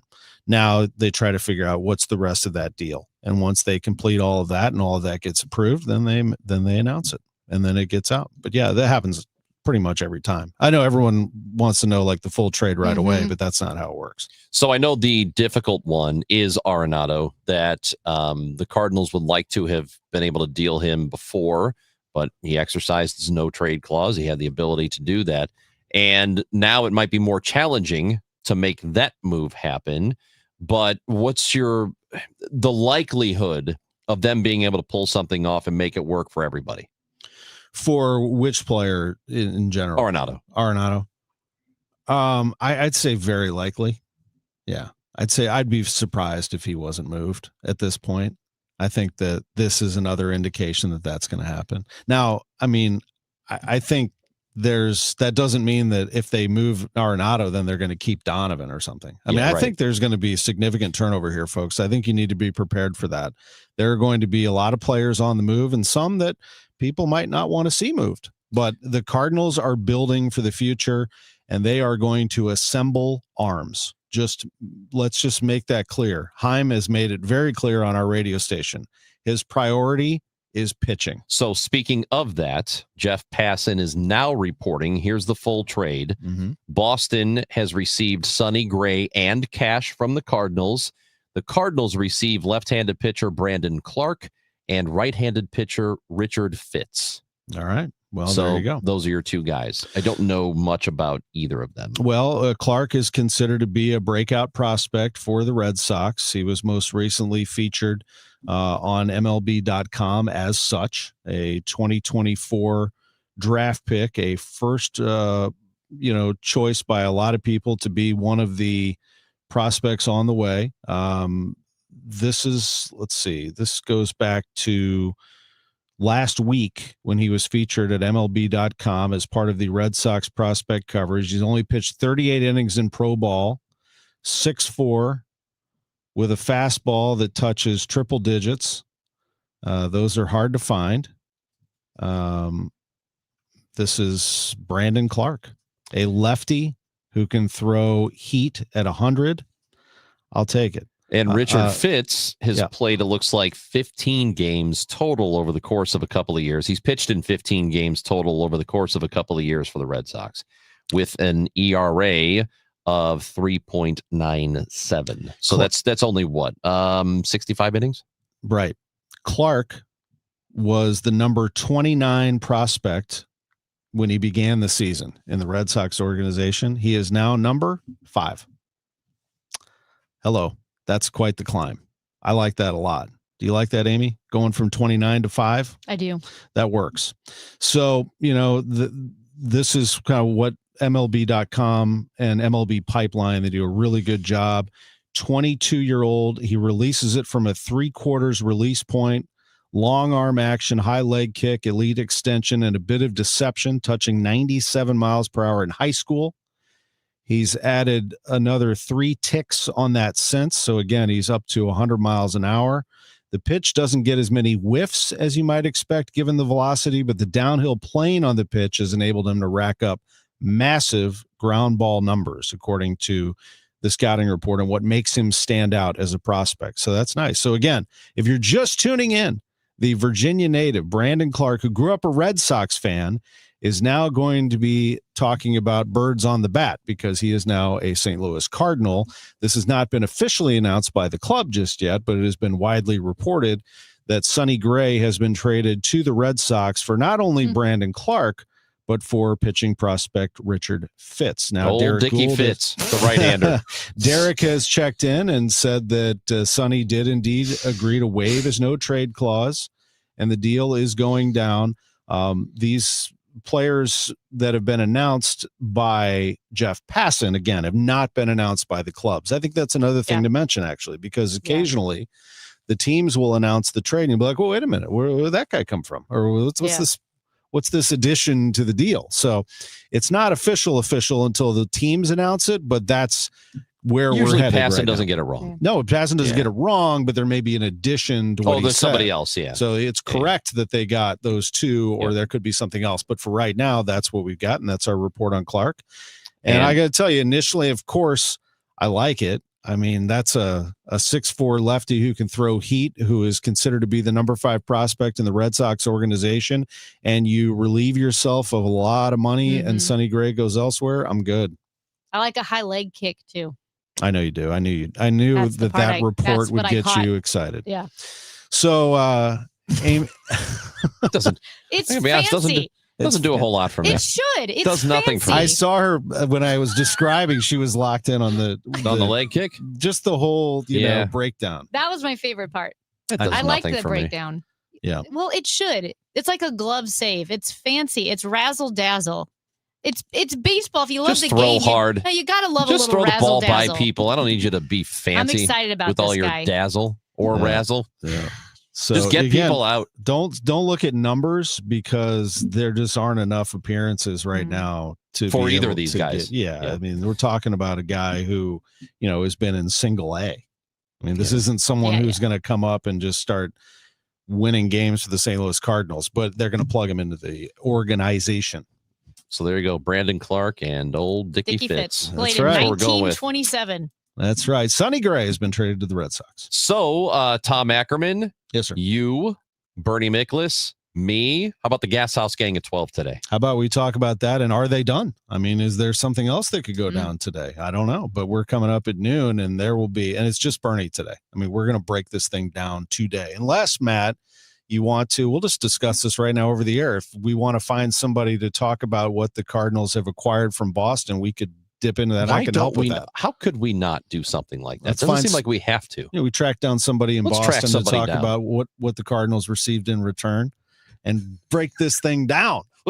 Let's track it down and then break it down. And get the mayor of Boston too, so we can see how he feels. Get the mayor of Boston. Or she feels. I don't know. I get excited about this stuff. I put a poll out there on Twitter last night, and I said, "What sport do you pay most attention to this time of year?" Because a lot of my followers are baseball fans, and so the breakdown was interesting. College football 36%, NFL 25%, college basketball 24%, NHL 15%.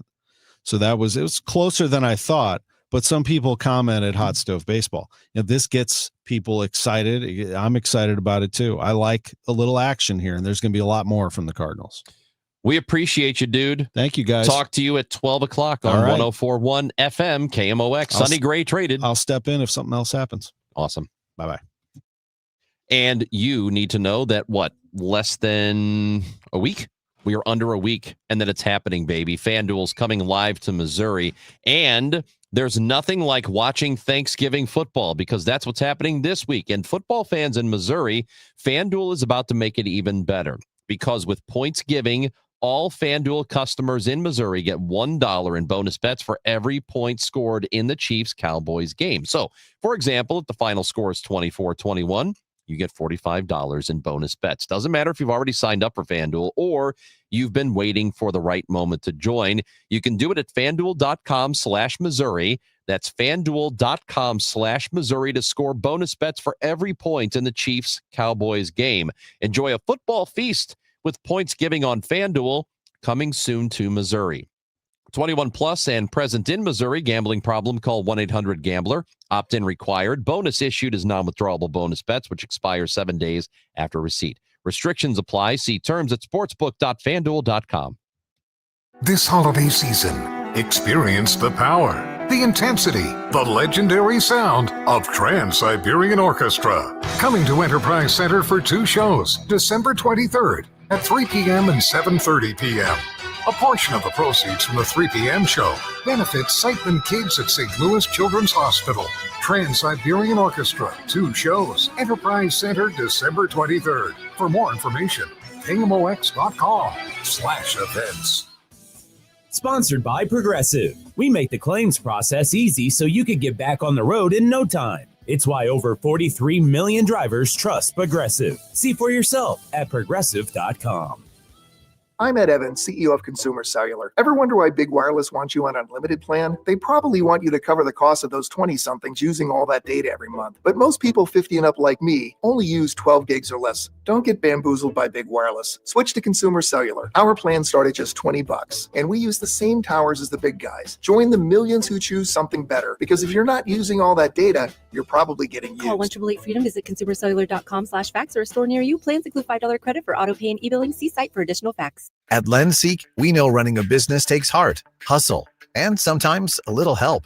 That's why we stand with you with our exclusive AI lending platform, connecting you to over 100 funders. If you've been in business for at least 2 years with a minimum annual revenue of $500,000, you can get up to $1 million in funding in as fast as 24 hours. No collateral, no prepayment penalties, no red tape. Apply today with no cost or obligation at lendseek.com. That's LENDSEEK.com. I hear from sellers all the time that they fear they have missed out on the selling market. They are so relieved to learn September, October, and November are strong selling months. With low inventory and hopefully lower interest rates, this fall will be a hot one for real estate. I'm Christina Straight, owner of Straight Realty. You may have heard me say, why pay more than 4 for years? Now it's why pay more than 2, saving you even more money. Call me 314-441-4444. And remember, why pay more than 2? Straight Realty is a licensed broker in the state of Missouri, Kansas, and Nevada. You've got your whole life ahead of you, so choose a Medicare plan you can count on. And that's what you get with a Medicare Advantage plan from United Healthcare. With more than 45 years experience serving its members, United Healthcare has plans with low monthly premiums that fit your life today and as your needs change tomorrow. The Medicare annual enrollment period ends December 7th, so go to uhc.com/Medicare today. United Healthcare Medicare plans. It's Medicare coverage Missouri can count on. 250 years ago, a promise was made to connect families and friends near and far. And during the holidays, that promise is more important than ever. That's why USPS is building a better network to meet your needs with timely deliveries, easy and affordable ways to ship, and everything you need to make your season full of holiday cheer. Our purpose is delivering your peace of mind, knowing your love will arrive, bringing joy to all. The United States Postal Service. Learn more at USPS.com/holidays. Woke radical liberals are screwing up this country, but Congressman Jason Smith is fighting back. He backed one big, beautiful tax cut for working families, ending Social Security taxes for nearly all seniors, and taxes on tips and overtime gone. So call Congressman Jason Smith at 202-225-4404 and thank him for backing working family tax cuts and putting America first. Paid for by American Prosperity Alliance. The Chris and Amy Show on 104.1 FM KMOX.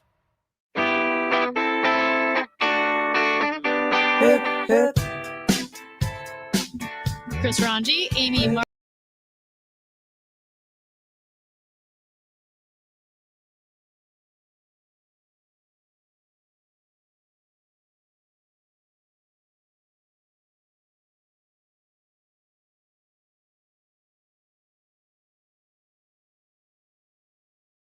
Operation Summer Heat since August led to 276 arrests, 111 weapons recovered, and a lot of meth and fentanyl recovered, Ranj. Ooh, meth.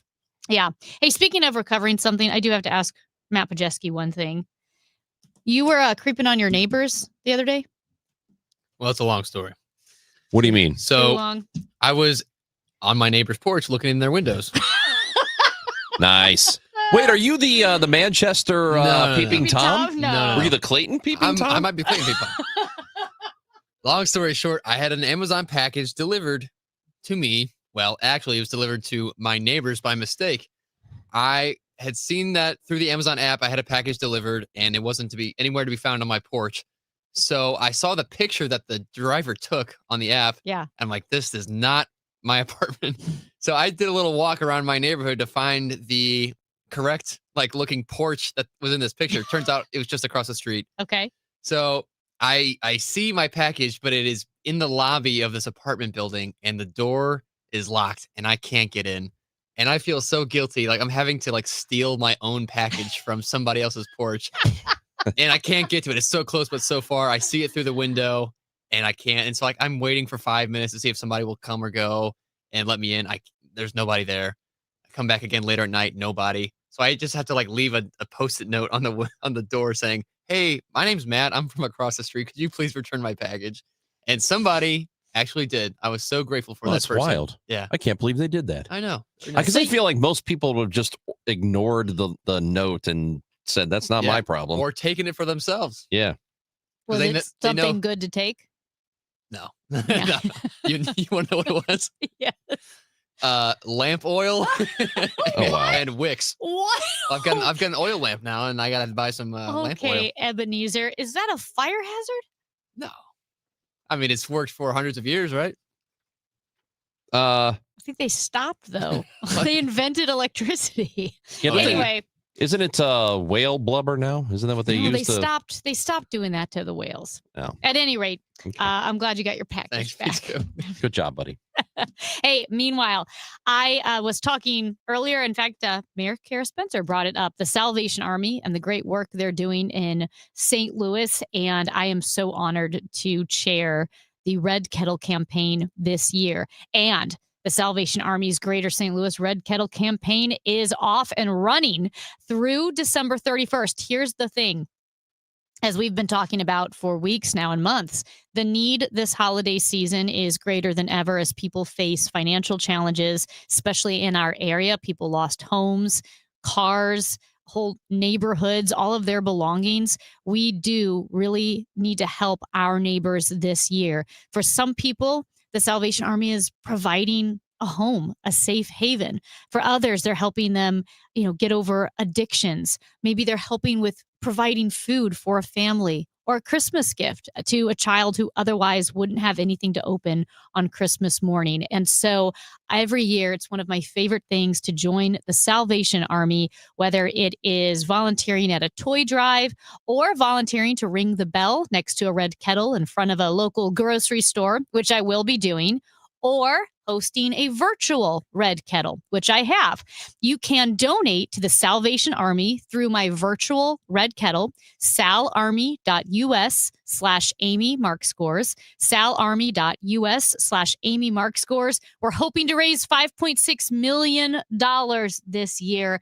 St. Louis is always so generous. So thank you for joining me on the Salvation Army as we love our neighbors and help those in need. Man, there is nothing like kicking back and watching Thanksgiving football. But for football fans in Missouri this year, FanDuel's about to make it even better because with Points Giving, all FanDuel customers in Missouri get $1 in bonus bets for every point scored in the Chiefs-Cowboys game. So, for example, if the final score is 24-21, you would get $45 in bonus bets. And it doesn't matter if you've already signed up for FanDuel or if you've just been sitting back and waiting for the right moment to join. All you have to do is go to FanDuel.com/Missouri to get in on the action. And remember, the FanDuel Sportsbook app is coming to Missouri as of December 1st. So FanDuel.com/Missouri to score bonus bets for every single point in the Chiefs-Cowboys game. Enjoy a football feast with Points Giving on FanDuel, coming soon to Missouri. 21 and older and present in Missouri. Gambling problem? Call 1-800-GAMBLER. Opt-in required. Bonus issued as non-withdrawable bonus bets, which expire 7 days after receipt. Restrictions apply. See terms at sportsbook.fanduel.com. Just hearing the word IRS can make people break out in a cold sweat. No one wants to deal with the IRS, and now you don't have to. The good news is Legal Tax Defense has been successfully negotiating with the IRS for more than 15 years. It doesn't matter how much you owe, whether it's $5,000 or $5 million. You deserve the best in the business on your side, and that is Legal Tax Defense. Even if you're working with someone else and just want a second opinion, there is no cost or obligation to call. They can prevent levies, liens, wage garnishments, even file back tax returns. And the best news about Legal Tax Defense is they won't take your case unless they know they will reduce or eliminate your tax debt. Call Legal Tax Defense right now for a free no-risk consultation. 800-323-8922. 800-323-8922. You have nothing to lose but everything to gain. 800-323-8922. News, talk, cards. KMOX AM St. Louis. KMOX FM Hazelwood. Always live on the free Odyssey app. When you want a brand new kitchen, there's nothing to it. There's a brand new way to do it. 3-Day Kitchen and Bath. Eileen talks about her experience with 3-Day Kitchen and Bath. A lot of gross kitchen in the beginning, crack formica, bad floor, ripped linoleum, and I decided to heck with this. I want it done. And I found an ad from 3-Day Kitchen and Bath. I called them. Dave brought all of his stuff. We talked about what I wanted. I chose the materials. It was very easy. He came in. He did what he said. They did it in the time frame that they said, at the cost that they said. His crew was delightful. We came home. Everything had been cleaned up. I would say people are silly not to do 3-Day Kitchen and Bath. I just love it. It's just like I moved into a new home. It's about time. 3 days or less at 3-Day Kitchen and Bath. It's 11:01. We've got cloudy skies, 58 degrees in downtown St. Louis. I'm Debbie Monterey. The St. Louis Cardinals have traded right-hander Sonny Gray to the Boston Red Sox, reportedly in exchange for right-hander Richard Fitts and left-hander Brandon Clark. Clark was ranked 5th on Boston's top 30 prospects list, according to MLB Pipeline. We'll have more on this trade deal coming up during the Gas House Gang at noon. Closing arguments in the trial to oust St. Louis Sheriff Alfred Montgomery from office are underway this morning in St. Louis Circuit Court. Will bring you the latest. Ukraine agreeing in principle to a peace plan after negotiations with the U.S. to end the war started by Russia nearly 4 years ago. Michael Bashaku, senior fellow at the Atlantic Council's Eurasia Center, explains to CBS News just one reason why it may not be a done deal. Anything that involves ceding territory needs to be approved by the Ukrainian parliament. we know how they're going to vote. They're going to vote against it. Also, no word if the Russians will accept the terms. The Pentagon says it's investigating Senator Mark Kelly of Arizona, retired Navy pilot and astronaut, over the video where he and other Democratic veterans urged troops to defy illegal orders. That led President Trump to call for their deaths. Since then, Senator Alyssa Slotkin of Michigan, also in the video, says she has 24/7 security due to hundreds and hundreds of threats. Congresswoman Chrissy Houlihan of Pennsylvania says when the president of the United States threatens anyone with violence, it has an impact. The Pentagon is threatening to call Senator Kelly back to active duty so he can be court-martialed. From the business desk, sponsored by Krentz Financial Group, KFGadvisors.com, consumer confidence dropped this month to 88.7. Last month, it was at 95.5. November's reading is the second lowest since April, when President Trump's sweeping tariff announcement caused the stock market to plummet. We saw a big weakening in views on the labor market. So many more people now think jobs are more difficult to get than they are easier to get. That's a big change from October. And so I think with the job market apparently softening, people are concerned about that. Gus Fauché is the chief economist for PNC Financial Services Group. It's back. Judy Garland's dress and coat from the 1944 movie Meet Me in St. Louis are back on display at the Missouri History Museum's 1904 World's Fair exhibit. Millions of people were introduced to that epic St. Louis event by the movie, which was the second highest grossing film of 1944 and nominated for 4 Academy Awards. The dress and coat will be on display through the end of the year. Mostly cloudy this afternoon, high 62, gradual.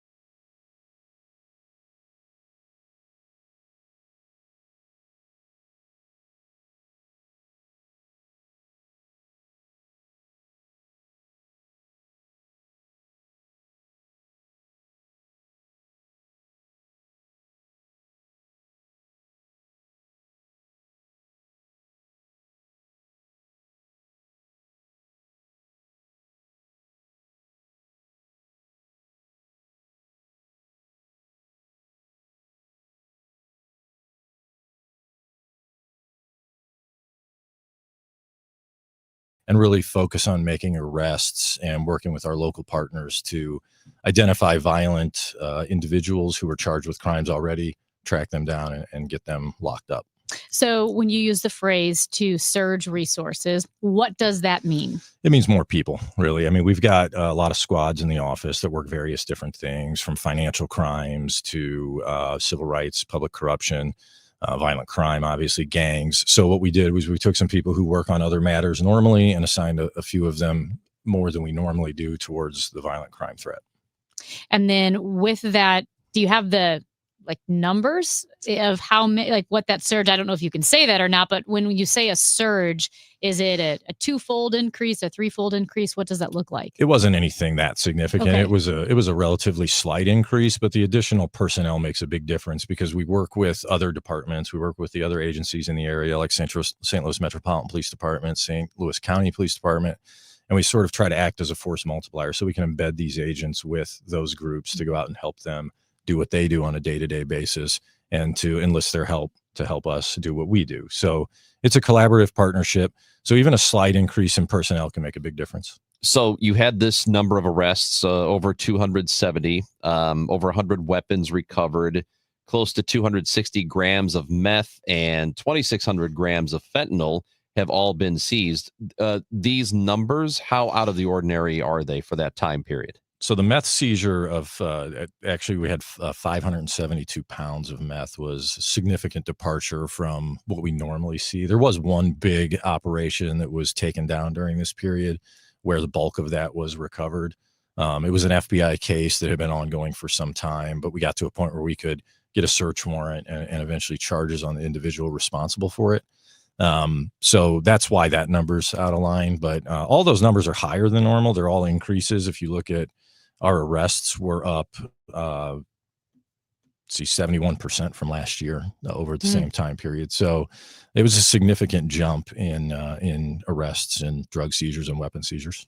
Because you mentioned, Ranj, the 276 people arrested in that 3-month period, but over the fiscal year, FBI St. Louis made 545 arrests. So against the violent crime against threat, the violent so about crimes. half of our arrests occurred during this surge for the year. So it was about double, I believe, what we did during that same time period last year.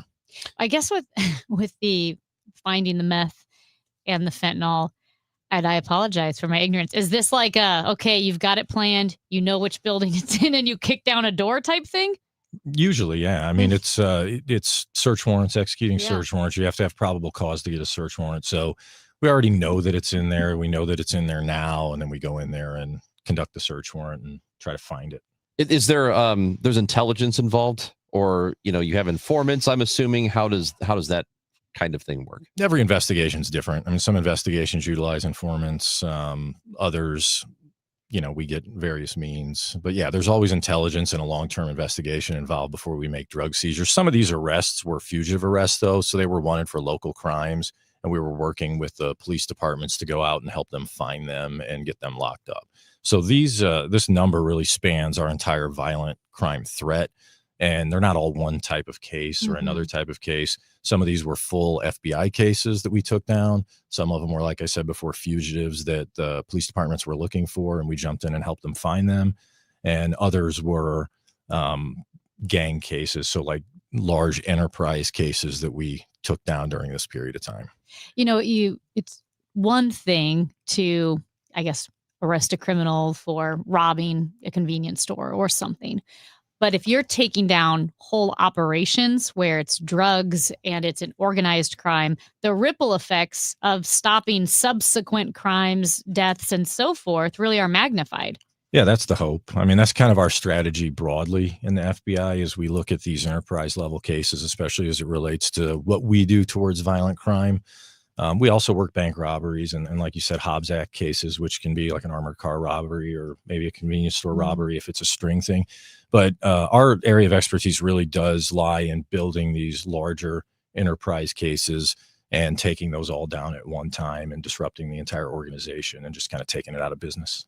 So you say the hope is that it does end in fewer crimes down the road. Do we have a way to measure that, or how long does it take for you to know that, yes, what we've done over this 3-month period, 6-month period has paid off for us, where we're seeing actual results on the streets? It'll be by analyzing the data moving forward and how that compares to previous years. I'm sure you've talked about in the past how the violent crime numbers in St. Louis have been trending down the past few years. And that's a great credit to the police work that goes on in the city every day. And we're hoping that with the additional push this summer that we'll see an even greater drop in those numbers going into next year. So that's the thing, is that you'll have people dispute the numbers. We hear that the crime is down. We hear violent crime is not what it used to be, but a lot of folks just don't believe it. They don't believe, or they don't feel like crime is better. So what do you say to them? Yeah, I mean, crime is down. I mean, the homicides are a reliable metric. Those are reported. You could argue that certain types of violent crime might be less likely to be reported in certain environments than others, so those numbers might not be as reliable.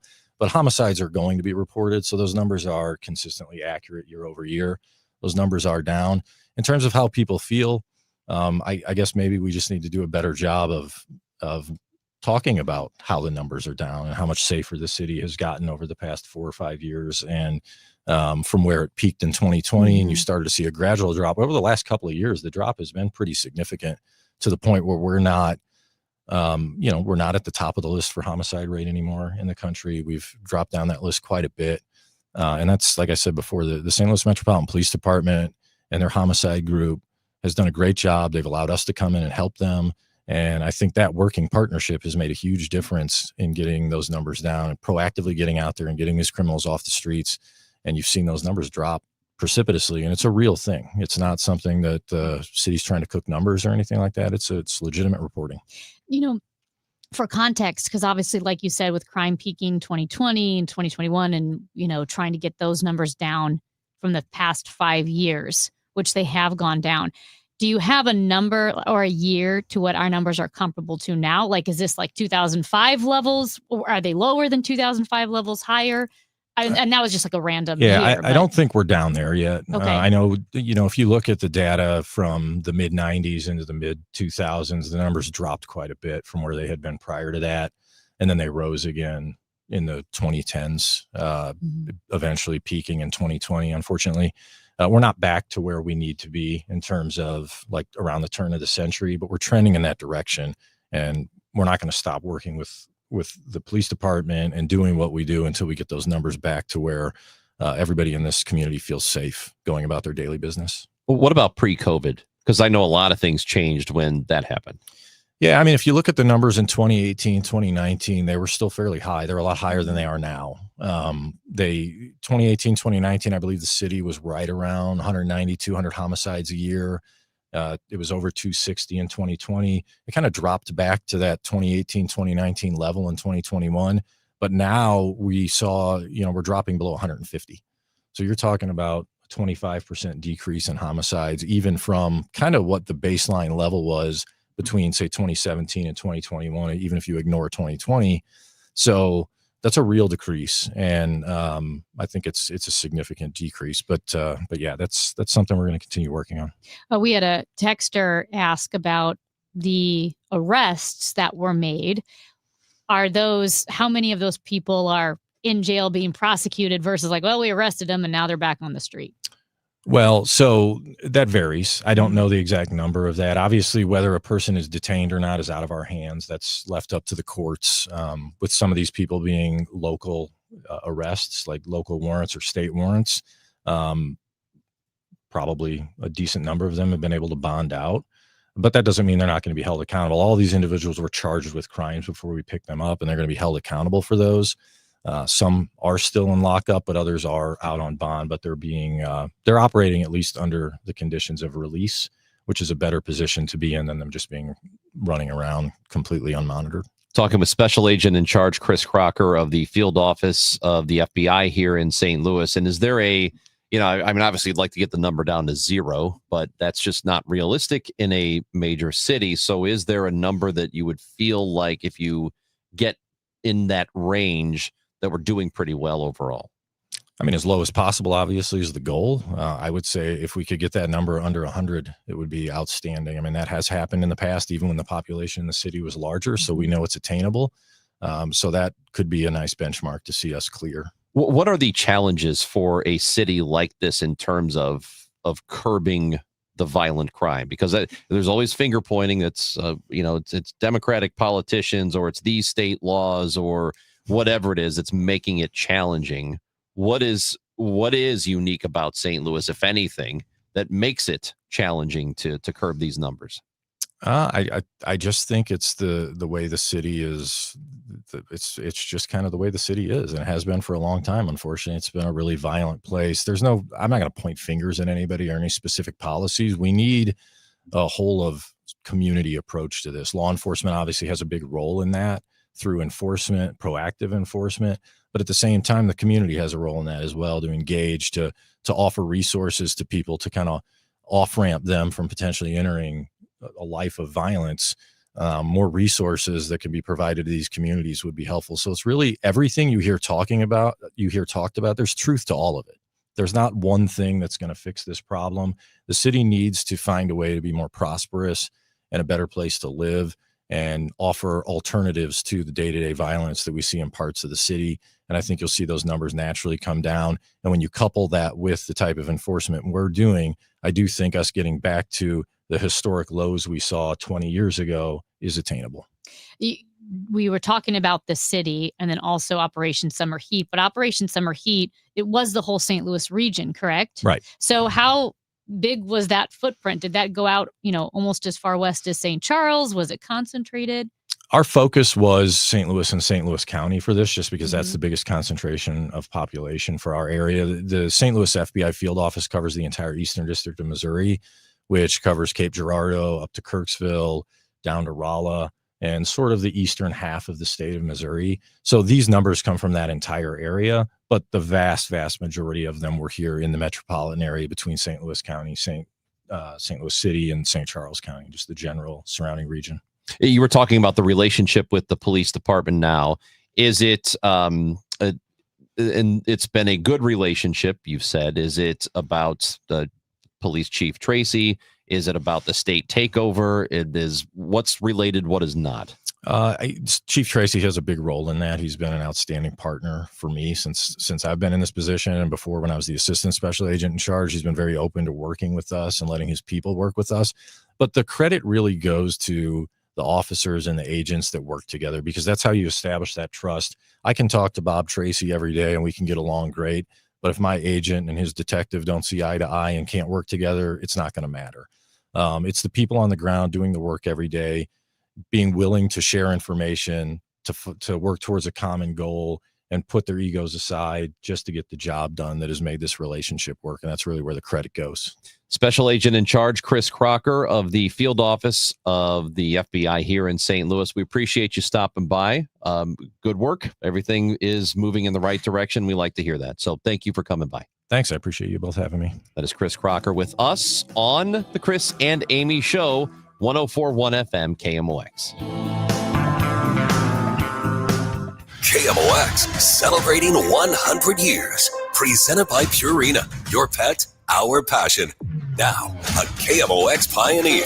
Before KMOX became a powerhouse for news, talk, and sports, it helped shape early American entertainment through its vibrant hillbilly music era of the 1930s, 40s, and early 50s. The national champion Hillbillies, KMOX's own homegrown group, performed morning and late night shows that connected families across the Midwest. These programs captured the culture and spirit of the heartland and helped establish KMOX as a station for every listener. From KMOX, the voice of St. Louis, Columbia's great station in the heart of the rich Mississippi Valley, we bring you Barnyard Follies with the national champion Hillbillies. This era laid the musical foundation for the decades that followed and remains a cherished part of KMOX's early identity. The Hillbilly Music Era, a KMOX pioneer.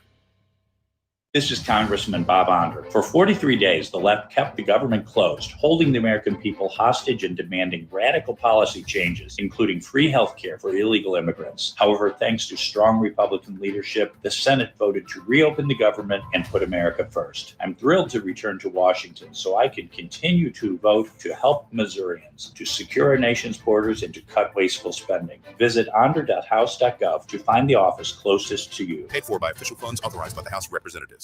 Discover the life you want at Fairwinds River's Edge in St. Charles. We deliver a life-enhancing environment that nourishes the mind, body, and spirit as residents lean into joy and embrace purpose in a new age of senior living. Simply put, we have your back so you can put your best foot forward. Join us Wednesday, December 3rd for our holiday craft fair, followed by happy hour with BB Boomers. Visit Fairwinds River's Edge on Facebook to learn more. Adam, what are you thankful for? Great question, Nick. My new son Henry, eating too much of mom's pumpkin pie. I'm grateful that Legacy Box has been able to help millions of people safeguard their important recorded moments. And with our Black Friday event that starts now, more families can enjoy digitizing their home movies and pictures with an insane 65% off. Legacy Box is the best gift for you or a family member. It's what Better Homes and Gardens calls the most sentimental gift to make this holiday season special, and what Reader's Digest called a genius product. That's because Legacy Box is simple and safe, and we digitize everything by hand. You'll get your originals back, plus digital copies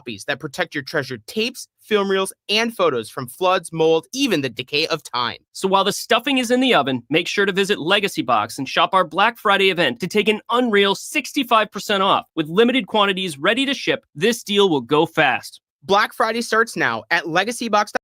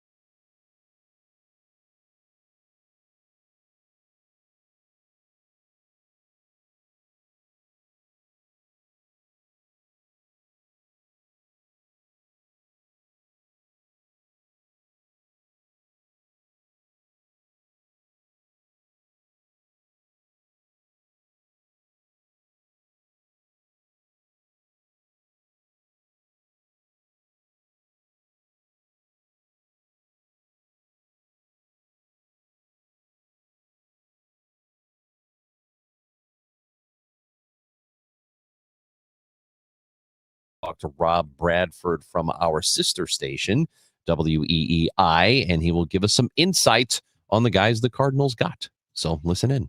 Meanwhile, in Medford, Massachusetts. Medford. I have a friend from Medford. Now, and that's how they say it. She's Jordan from Medford. Not kidding. I believe you. Matt was creeping on his neighbors because he had a package delivered to the wrong house.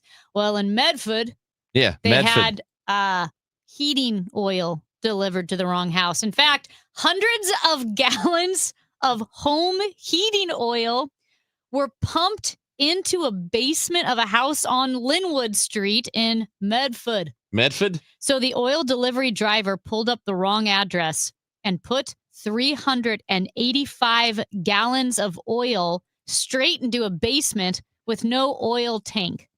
And yes, literally like a hose pumped oil straight into this guy's basement. You can see the pictures of, I don't know how deep this oil is covering the floor of his basement. But the homeowner couldn't believe it. He said both his wife and brother-in-law were at home at the time. They didn't know what was happening until they began to smell fumes. They looked outside, they saw the truck in front, and they saw that he was pumping oil directly into their basement. So is heating oil for like older furnaces or something? Is that what this is about? I believe so. Okay, water heaters, furnaces, that kind of thing. Before and gas. so then you have to have a truck deliver oil to you. Yeah. And they have to hook up to a hose, which sends it to the basement water heater. Yeah. Right? And there just wasn't a tank hooked up to this hose. So they just poured a bunch of oil into the home. On his tile floor. Oh my God. And so I had a lot of questions. And apparently this house does have an oil fill connection out of his home. So it wasn't like the oil guy opened a door or opened a window. He has an oil fill connection, but that oil tank was removed 5 years ago. And now he heats his home with gas instead of oil. And yes, the oil just went through the tube directly onto the floor. He said normally when you are filling up an oil tank, once it starts to get full, you hear the whistle and that keys the driver to shut down the oil, but there is no whistle because there is no tank. How many whales died for this? Like just a complete waste of oil. Is it and whale all these oil? whales. I mean, isn't that how they do it now? I don't think so. I don't think it's whale oil. Snake oil. I think it's oil from somewhere else. Well, Corn, probably. Corn oil? Probably. Yeah, canola. That's what it is. Man, what a pain in the butt. I mean, have you ever spilled 2 drops of oil on anything? It's impossible to clean up. If you drop olive oil on your counter, it's just there for a year. You know what? I bet they have to clean it with Dawn dish soap. I'll tell you what's worse than oil. Angostura bitters. There's like iodine in that stuff. What is it? Bitters? Yeah, bitters goes into an old fashioned. For drinks, Yeah. like bitters. Why is that worse than oil? It's like the most permanent thing I've ever used. It's red and it will stain your countertops forever. Oh, yeah. Really? Yeah, that's why they have the really little spouts on that. I didn't know that. Be careful. I thought they just did that because you only use a drop or 2. You do, because if you spill it, it'll stain your counter. That's why. You don't need to be making too many old fashions, because that'll happen. They are delicious, by the way. They're so good. They're too easy to drink. That's Amy Marks Coors. I'm Chris Ranji. Again, Gas House Gang coming up 12 o'clock. Talk about the Sonny Gray trade and what might be to come next for the Cardinals. The offseason is happening. You know what else is happening? Thanksgiving football. This is the week for that. And for football fans in Missouri, because there's nothing like watching Thanksgiving football, they want to make it even better for you. With Points Giving, all FanDuel customers in Missouri get $1 in bonus bets. That is $1 in bonus bets for every point scored in the Chiefs-Cowboys game. So if the final score is 24-21, you'll get $45 in bonus bets. And it does not matter if you've already signed up for FanDuel or if you're waiting for the right time. You can do it now at FanDuel.com/Missouri. That's FanDuel.com/Missouri to score bonus bets for every point in the Chiefs-Cowboys game. Enjoy a football feast with Points Giving on FanDuel, coming soon to Missouri. In fact, next week on Monday. 21 and over and present in Missouri. Gambling problem? Call 1-800-GAMBLER. Opt-in required. Bonus issued as non-withdrawable bonus bets, which expire 7 days after receipt. Restrictions apply. See terms at sportsbook.fanduel.com. This Thanksgiving, KMOX has your holiday sports feast. It all starts on KMOX 104.1 FM at 2 o'clock with full game coverage of the Kansas City Chiefs. Then keep the action rolling as the St. Louis Billikens tip off their holiday matchup. Pre-game starts at 5:45 on KMOX 11:20 a.m. When Chiefs coverage wraps up, KMOX FM will join Billikens basketball already in progress. A Thanksgiving doubleheader, Chiefs and Billikens, only on America's Sports Voice, KMOX. Hey, can you blow up some balloons for Jack's party? I can't. I'm so congested. You need Sinex Severe from Vicks. Sinex Severe nasal spray. Yeah, just Sinex. Breathe. Sinex Severe instantly relieves nasal congestion and works 6 times faster than nasal decongestant tablets. The 12 hours of relief allow you to get back to the moments that matter without congestion. Daddy, we need more balloons. On it. Try Sinex Severe from Vicks. Just Sinex. Breathe. Use as directed. As a mom, comforting my family is what I do best. Vicks Vapor Stick provides soothing, non-medicated Vicks vapors in an easy-to-apply stick, and it dries fast, so there's no mess. I use it to comfort myself and my family. Thanks, Mom. Vicks Vapo Stick, soothing comfort for the whole family. And try Vicks Vapo Shower Max for steamy Vicks vapors when you need more comfort for yourself. Use as directed. Now, KMOX weather from the Saliga Heating and Cooling Weather Desk. Currently, it's 56 degrees and very cloudy. Some drizzle later on this morning into the early afternoon. Low clouds today, a high of 62. Tonight, it will get clear, but it'll be breezy and cold. A low of 36. Weather sponsored by Financial and Tax Strategies. Retirement shouldn't feel like balancing a checkbook while blindfolded. I'm Gary Goldberg, and my team helps you see the big picture so you can retire younger, richer, and with less anxiety. Because guessing is not a strategy. Tune in to Wealth and Wisdom with Gary Goldberg Saturday mornings at 7 here on KMOX.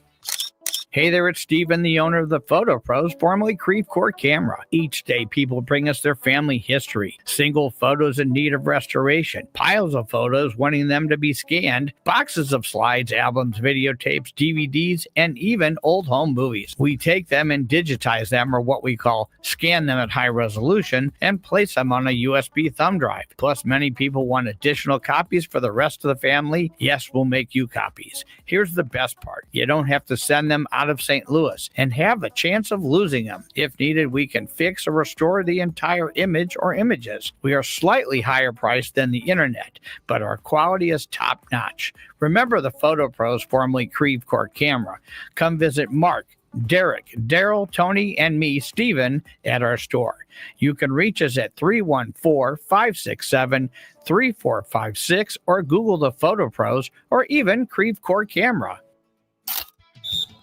As the owner, coach, and quarterback of your small business, you call the shots. From inventory to payroll and more. Now it's time to bring in LendSeek, your funding MVP. No delay of game here. Get up to $2 million in as fast as 24 hours for business lines of credit or term loans. Let LendSeek's AI marketplace assist you in making the winning play and score that touchdown. Apply at lendseek.com, LENDSEEK.com. My name is Whitney Allen. I am a widow. My husband, Ryan, died. We never thought in a million years we'd have to use life insurance. The unexpected happened. With Ethos, it is so fast and easy. It's 100% online. You can get a quote in seconds, apply in minutes, and get same-day coverage. No medical exams, and you can get up to $3 million worth of coverage through Ethos. Get your free quote at ethos.com/radio. That's ethos.com/radio. Time spent on application may vary. Online health questions required. It's a Thanksgiving Day football feast Thursday as the Chiefs face the Cowboys. Sightland Cancer Center game time, 2 p.m. Sightland Cancer Center, national leaders in cancer. The Chiefs, the Cowboys, on your home for Chiefs football. 104.1 FM KMOX. Don't know much about history. Don't know much about All right, I promise we're not poo-pooing the younger generations. I feel that's like all you do. It feels like we're That's all you poo-pooing them. do. Technically, I'm poo-pooing adults because when it comes to phone and screen time, we're the ones that unleashed that technology drug. It's digital heroin, basically. We're the ones that unleashed that on the kids. It's not their fault. And so we as parents have to protect kids. Well, there was a list from BuzzFeed that I saw on Apple News from teachers. It's all these elementary, grade school, and high school teachers who have said students, quote, can't do basic things anymore. And it turns into, I don't want to call it a pile-on, but a lot of teachers are saying, oh my gosh, yes, I teach high school and this is going on. I teach 6th grade and this is going on. And again, we're not poo-pooing the kids. It's the adults. What are we doing where we're not teaching our kids basic things such as tying shoes, opening their own snacks, memorizing their home address, or even writing their name in a way that's legible?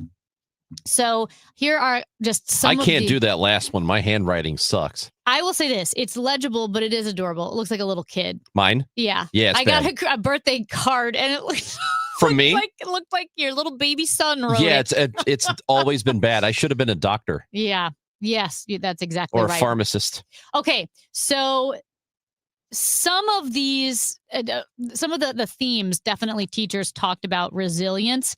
Here's one teacher writing. I have kids as old as 21 and as young as 6 that they teach. And I have seen an astounding lack of perseverance and resilience among kids in these generations. I've been involved in school activities and extracurriculars since 2009. And one thing is clear. Parents who are not teaching their kids basic how-to life skills are doing them a real disservice. I mean things like packing your own backpack, putting away clean clothes, memorizing phone numbers and addresses, opening your own food packages, zipping up your coat, fastening your seatbelt, or taking out your own trash. For older elementary kids, some of these skills include washing your own laundry, folding, putting away clothes, making simple meals with an adult supervision, like mac and cheese or a sandwich, and packing your own lunch and backpack. And this teacher says these kids are not learning basic life skills. Let me ask this question right quick. Yeah. Did you do your own laundry when you were in grade school? Yeah, but we were homeschooled, so we did everybody's laundry. Like But Jess, did you do your own laundry when you were in 6th grade? I still don't do my own laundry. So no. No, I did Dude, not. I was like 5 doing loads of laundry. And, What? Yes, because Frank. you learned how Frank, to operate a home. Were you doing laundry in elementary school? Just thumbs up or thumbs down? Thumbs up? Yeah. What? Let's say that you're not wasn't doing it, but you don't know how. Like if you were Kevin McAllister, he did his own laundry. He was 8. Didn't he flood the basement or something? Mm-mm. Okay. No. That There was, was also a that was movie. the Wet Bandits. They flooded the basement. Yeah, also, he set up a bunch of booby traps around the house to catch a couple So of here's adult one. robbers. I work with high So- school students. Every year, I'm surprised at how many of them don't even know their own home address or their parents' or guardians' phone numbers. Also, if the math problem has more than 2 steps, they just don't do it. I have taught middle school for 40 years, and I have seen a steep decline in both capability and behavior, especially over the last decade. Here's this one. I've been teaching middle school for 11 years, and even in that time, I noticed the same decline. Kids cannot read a clock. They cannot find information on a 4-sentence Google slide and will not read or follow directions. It used to be 10 to 20% of the class who had these problems. Now it's 80 to 90%, with only 10 or 20% able to complete the task without giving up or asking for help. Okay, let's talk about the reading the clock thing. Mm-hmm. Because the analog clocks, we have them in this room, but this is a radio station. This is a studio. How prevalent are they really anymore? Clocks? Analog clocks with hands, with second hands and all that. Ever been to Grand Central Station?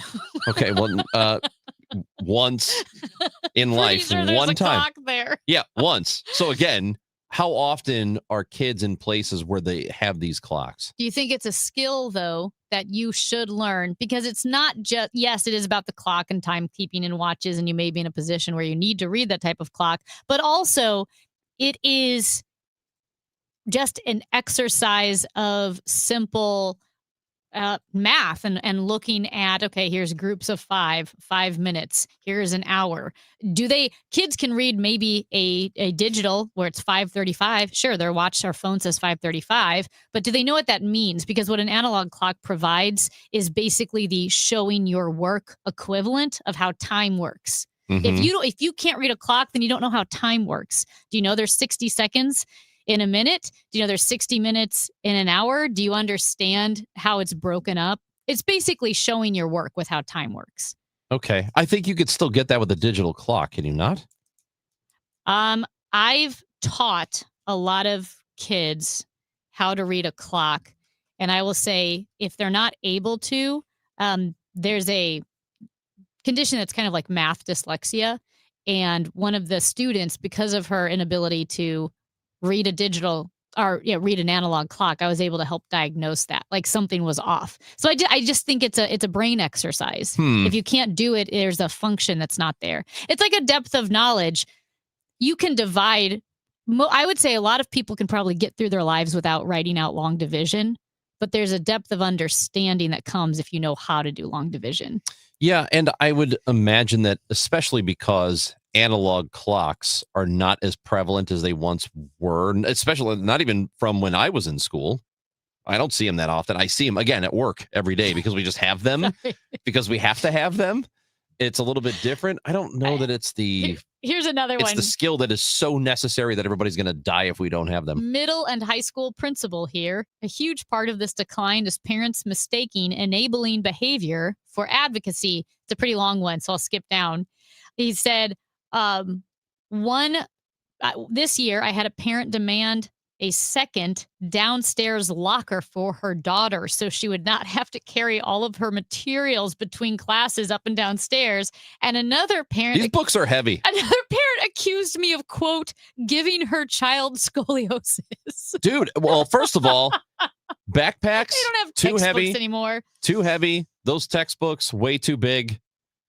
You can't get scoliosis from, having a bag on one shoulder. Here's a high school teacher. Every year, I say I'm going to do more handwritten assignments, and I give up a good part of the year because so many students have such terrible handwriting that I actually cannot read it. It's like a 4-year-old's, and I teach high school. Okay. Again, my handwriting is awful, and it has been forever. Well, we've got a bunch of sports radio hosts. We're good. Some of these are legit, but these are that one's not very good. Like handwriting is not legible.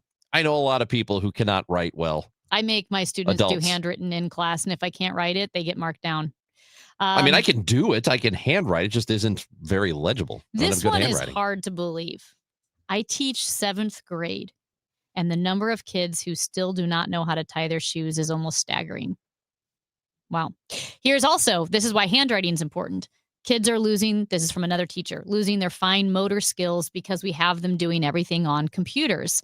That's my bottom line. My principal is limiting scissor use because it's not applicable to real life, and said assignments need to be done on computers instead. My principal thinks scissor skills should be learned like as crafts at home.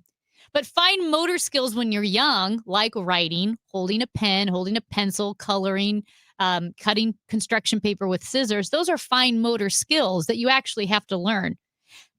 Baby humans come out very helpless. If you've seen a baby horse, that horse is ready to go right away. Not humans. So I would say this. If you are upset about any of these, you have nobody to blame but yourself, because you are very likely raising these children or you raised somebody who are raising these Here we children. go. So then this is on you. Ron, Quit complaining about it. Do something this about is it. an 11th grade teacher. Some of my 11th graders are unsure of how many seconds are in a minute and how many minutes are in an hour. Here's another one. High schoolers cannot tell time on a regular clock anymore. Their writing is terrible and they have no basic math skills and they are not learning cursive. All those are elementary school skills and require parental enforcement. Then high schools get them, and the high schools get blamed when the kids cannot read. Where you been, Mom and Dad? It's on you. This guy. It's on you. It is. 314-436-7900. Who is responsible? Well, think about it. Who is responsible for making sure kids have these basic skills? Who's responsible for that? Well, you're talking to the wrong person, because I was homeschooled and I helped homeschool kids. And if I had kids, I would homeschool them. So, But even if you're not homeschooled, a lot of these are things that you should be able to do at home and learn at home. That you do learn at home. Yeah. You don't learn how to tie shoes in class. You learn them from your parents or a brother or a sister or somebody in the family.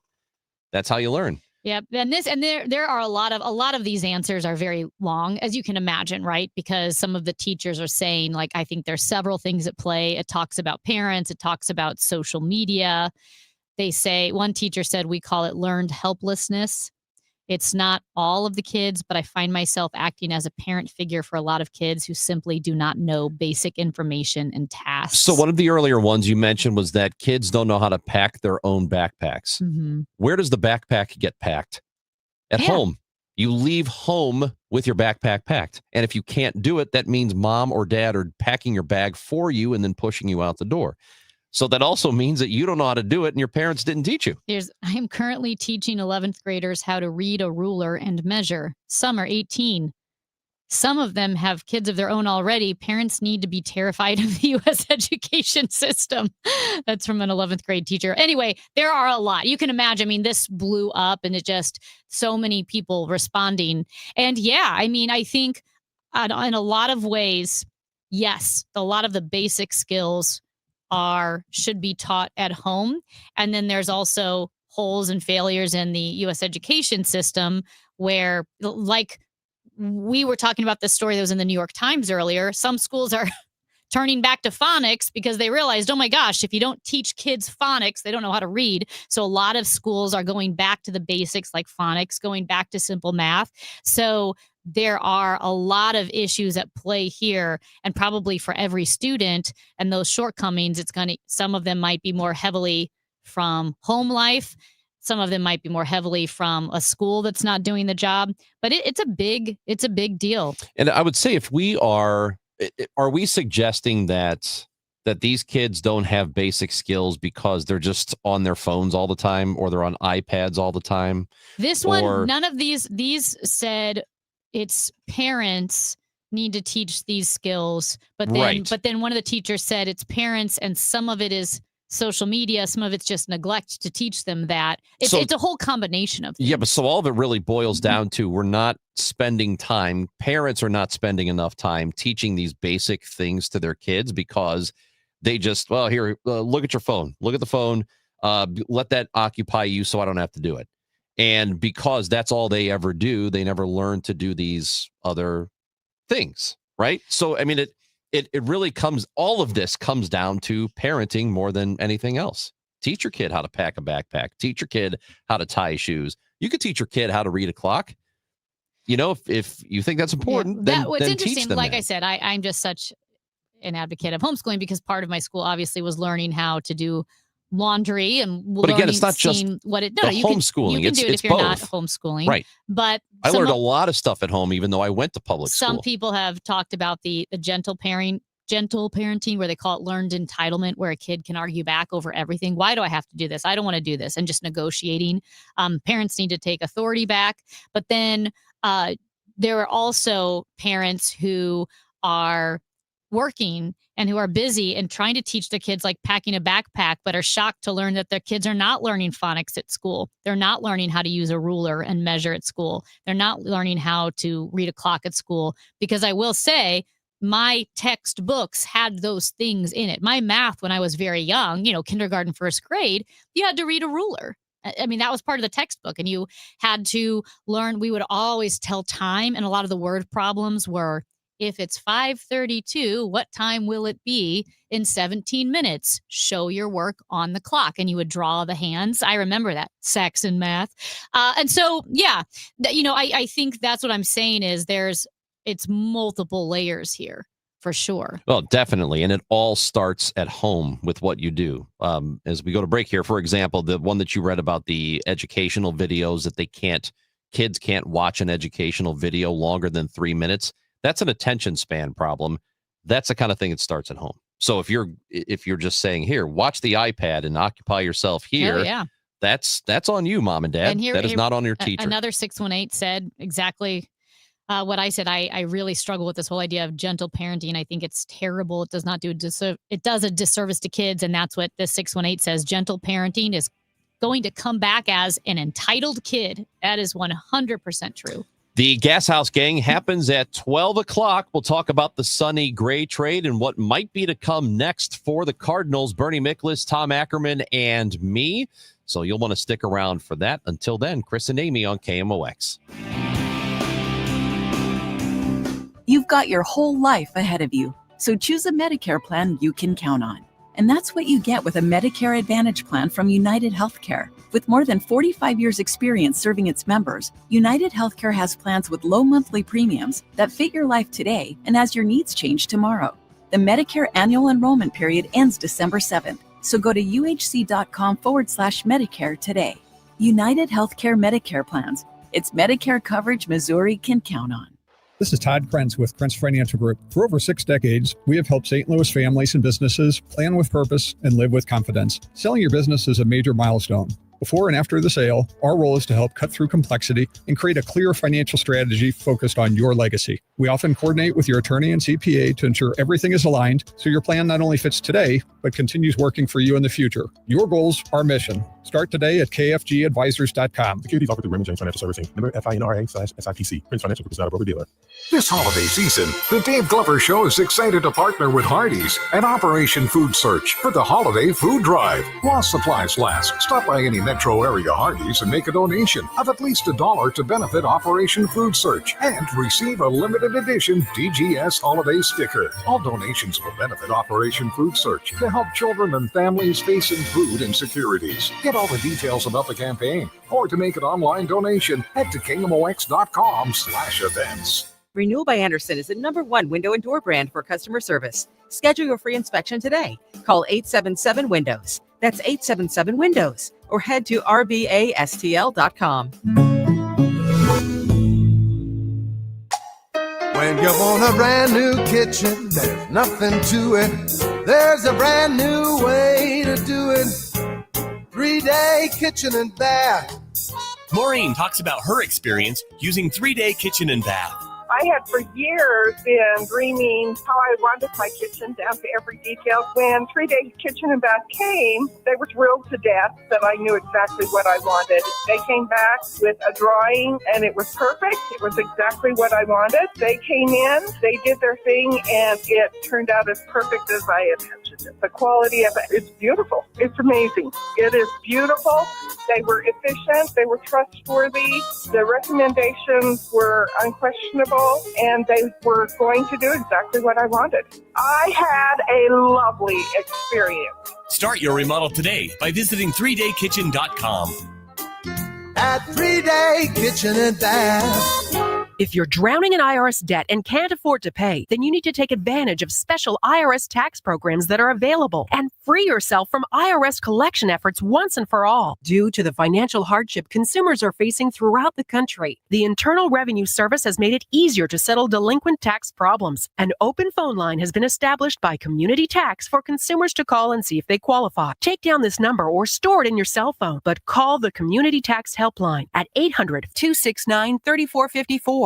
If you owe back taxes to the IRS and cannot afford to pay them back, or even if you have years of unfiled tax returns, there's no need to fear anymore. But you have to call the Community Tax Helpline today at 800-269-3454 for the help that you need. Don't take on the IRS alone. They can attack your wages, savings, pension, home, and even your Social Security check. Call 800-269-3454 for your free consultation and to see if you qualify. That's 800-269-3454. Hey guys, Glover here. You guys have heard me talk about my volunteering with Bethesda Hospice, but there's so much more Bethesda offers older adults. For a South County retirement community, for example, you can't do better than Bethesda Terrace. Residents and families love the gorgeous backyard with its patios and water features, exceptional dining, pet-friendly, plenty of activities, and frequent happy hours. Bethesda Terrace is the perfect location for your retirement years. In fact, residents often say they wish they'd moved in sooner. Learn more about Bethesda Terrace at BethesdaHealth.org/Glover.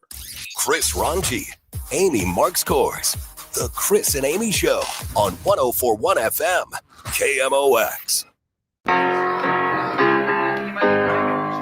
Well, we have a feast of questions for our question of the week. You can answer them at Chris Amy KMOX on Twitter. They're all connected in a thread. So answer your questions, or our questions, for you about Black Friday shopping.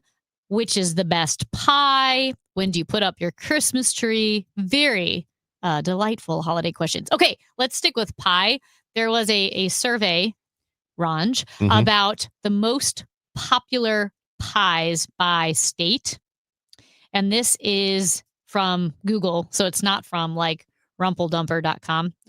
It's like Google, legit. Okay. Here are the options. Pecan pie, chocolate pie, apple pie, pumpkin pie, sweet potato pie. Which is the most popular pie in Missouri? I bet it is something old like rhubarb. No, come on. No, I just gave you the options. Oh, it has to be one of those. Yes. Oh, then pecan. Nope. Missouri is apple. Oh, okay. Most popular pie. What do you think is the most popular pie in Illinois? Pumpkin. That's right. Yeah. Pumpkin pie. Apple. And that is for Thanksgiving specifically or just all pies? These are Thanksgiving pies. Okay. Specifically. Yeah. So apple is actually, it's South Dakota, Oklahoma, Missouri, Indiana, Georgia, and Maine. Those are the only states that love apple pie the best. The states that love pecan pie the best, would you like to guess one or two? There are only 5. Oh, I forgot. No, Hawaii likes apple pie. So there's only 5 states that like pecan pie the best. Would you like to guess 5 two? states. I would have thought it was Georgia because I thought that they Right. were grown in Georgia. Aren't pecans like really? Isn't Georgia the peach state? Yeah, but I think it is. But I do think they have a big. Is Mississippi one? You're right. Okay. Like I feel like that region of the country is big with pecans. So what's interesting is Louisiana, Mississippi, Alabama, and Georgia all have different favorite pies. Those 4. Oh, I okay. know. So Georgia's favorite's apple. Mississippi is pecan.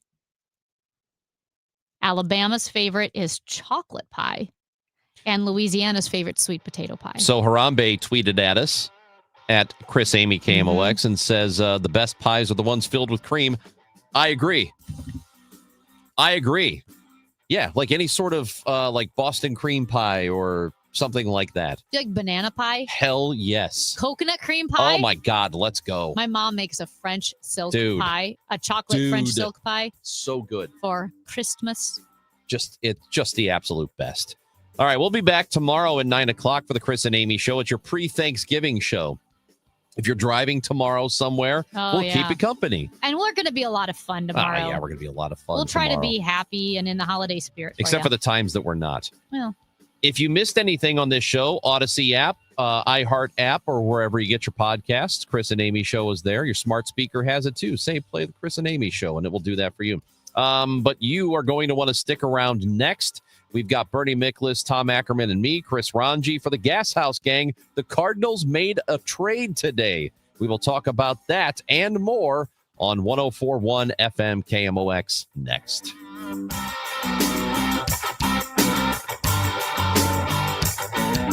RumpleDumper.com. It's time now for today's Spotlight on Money.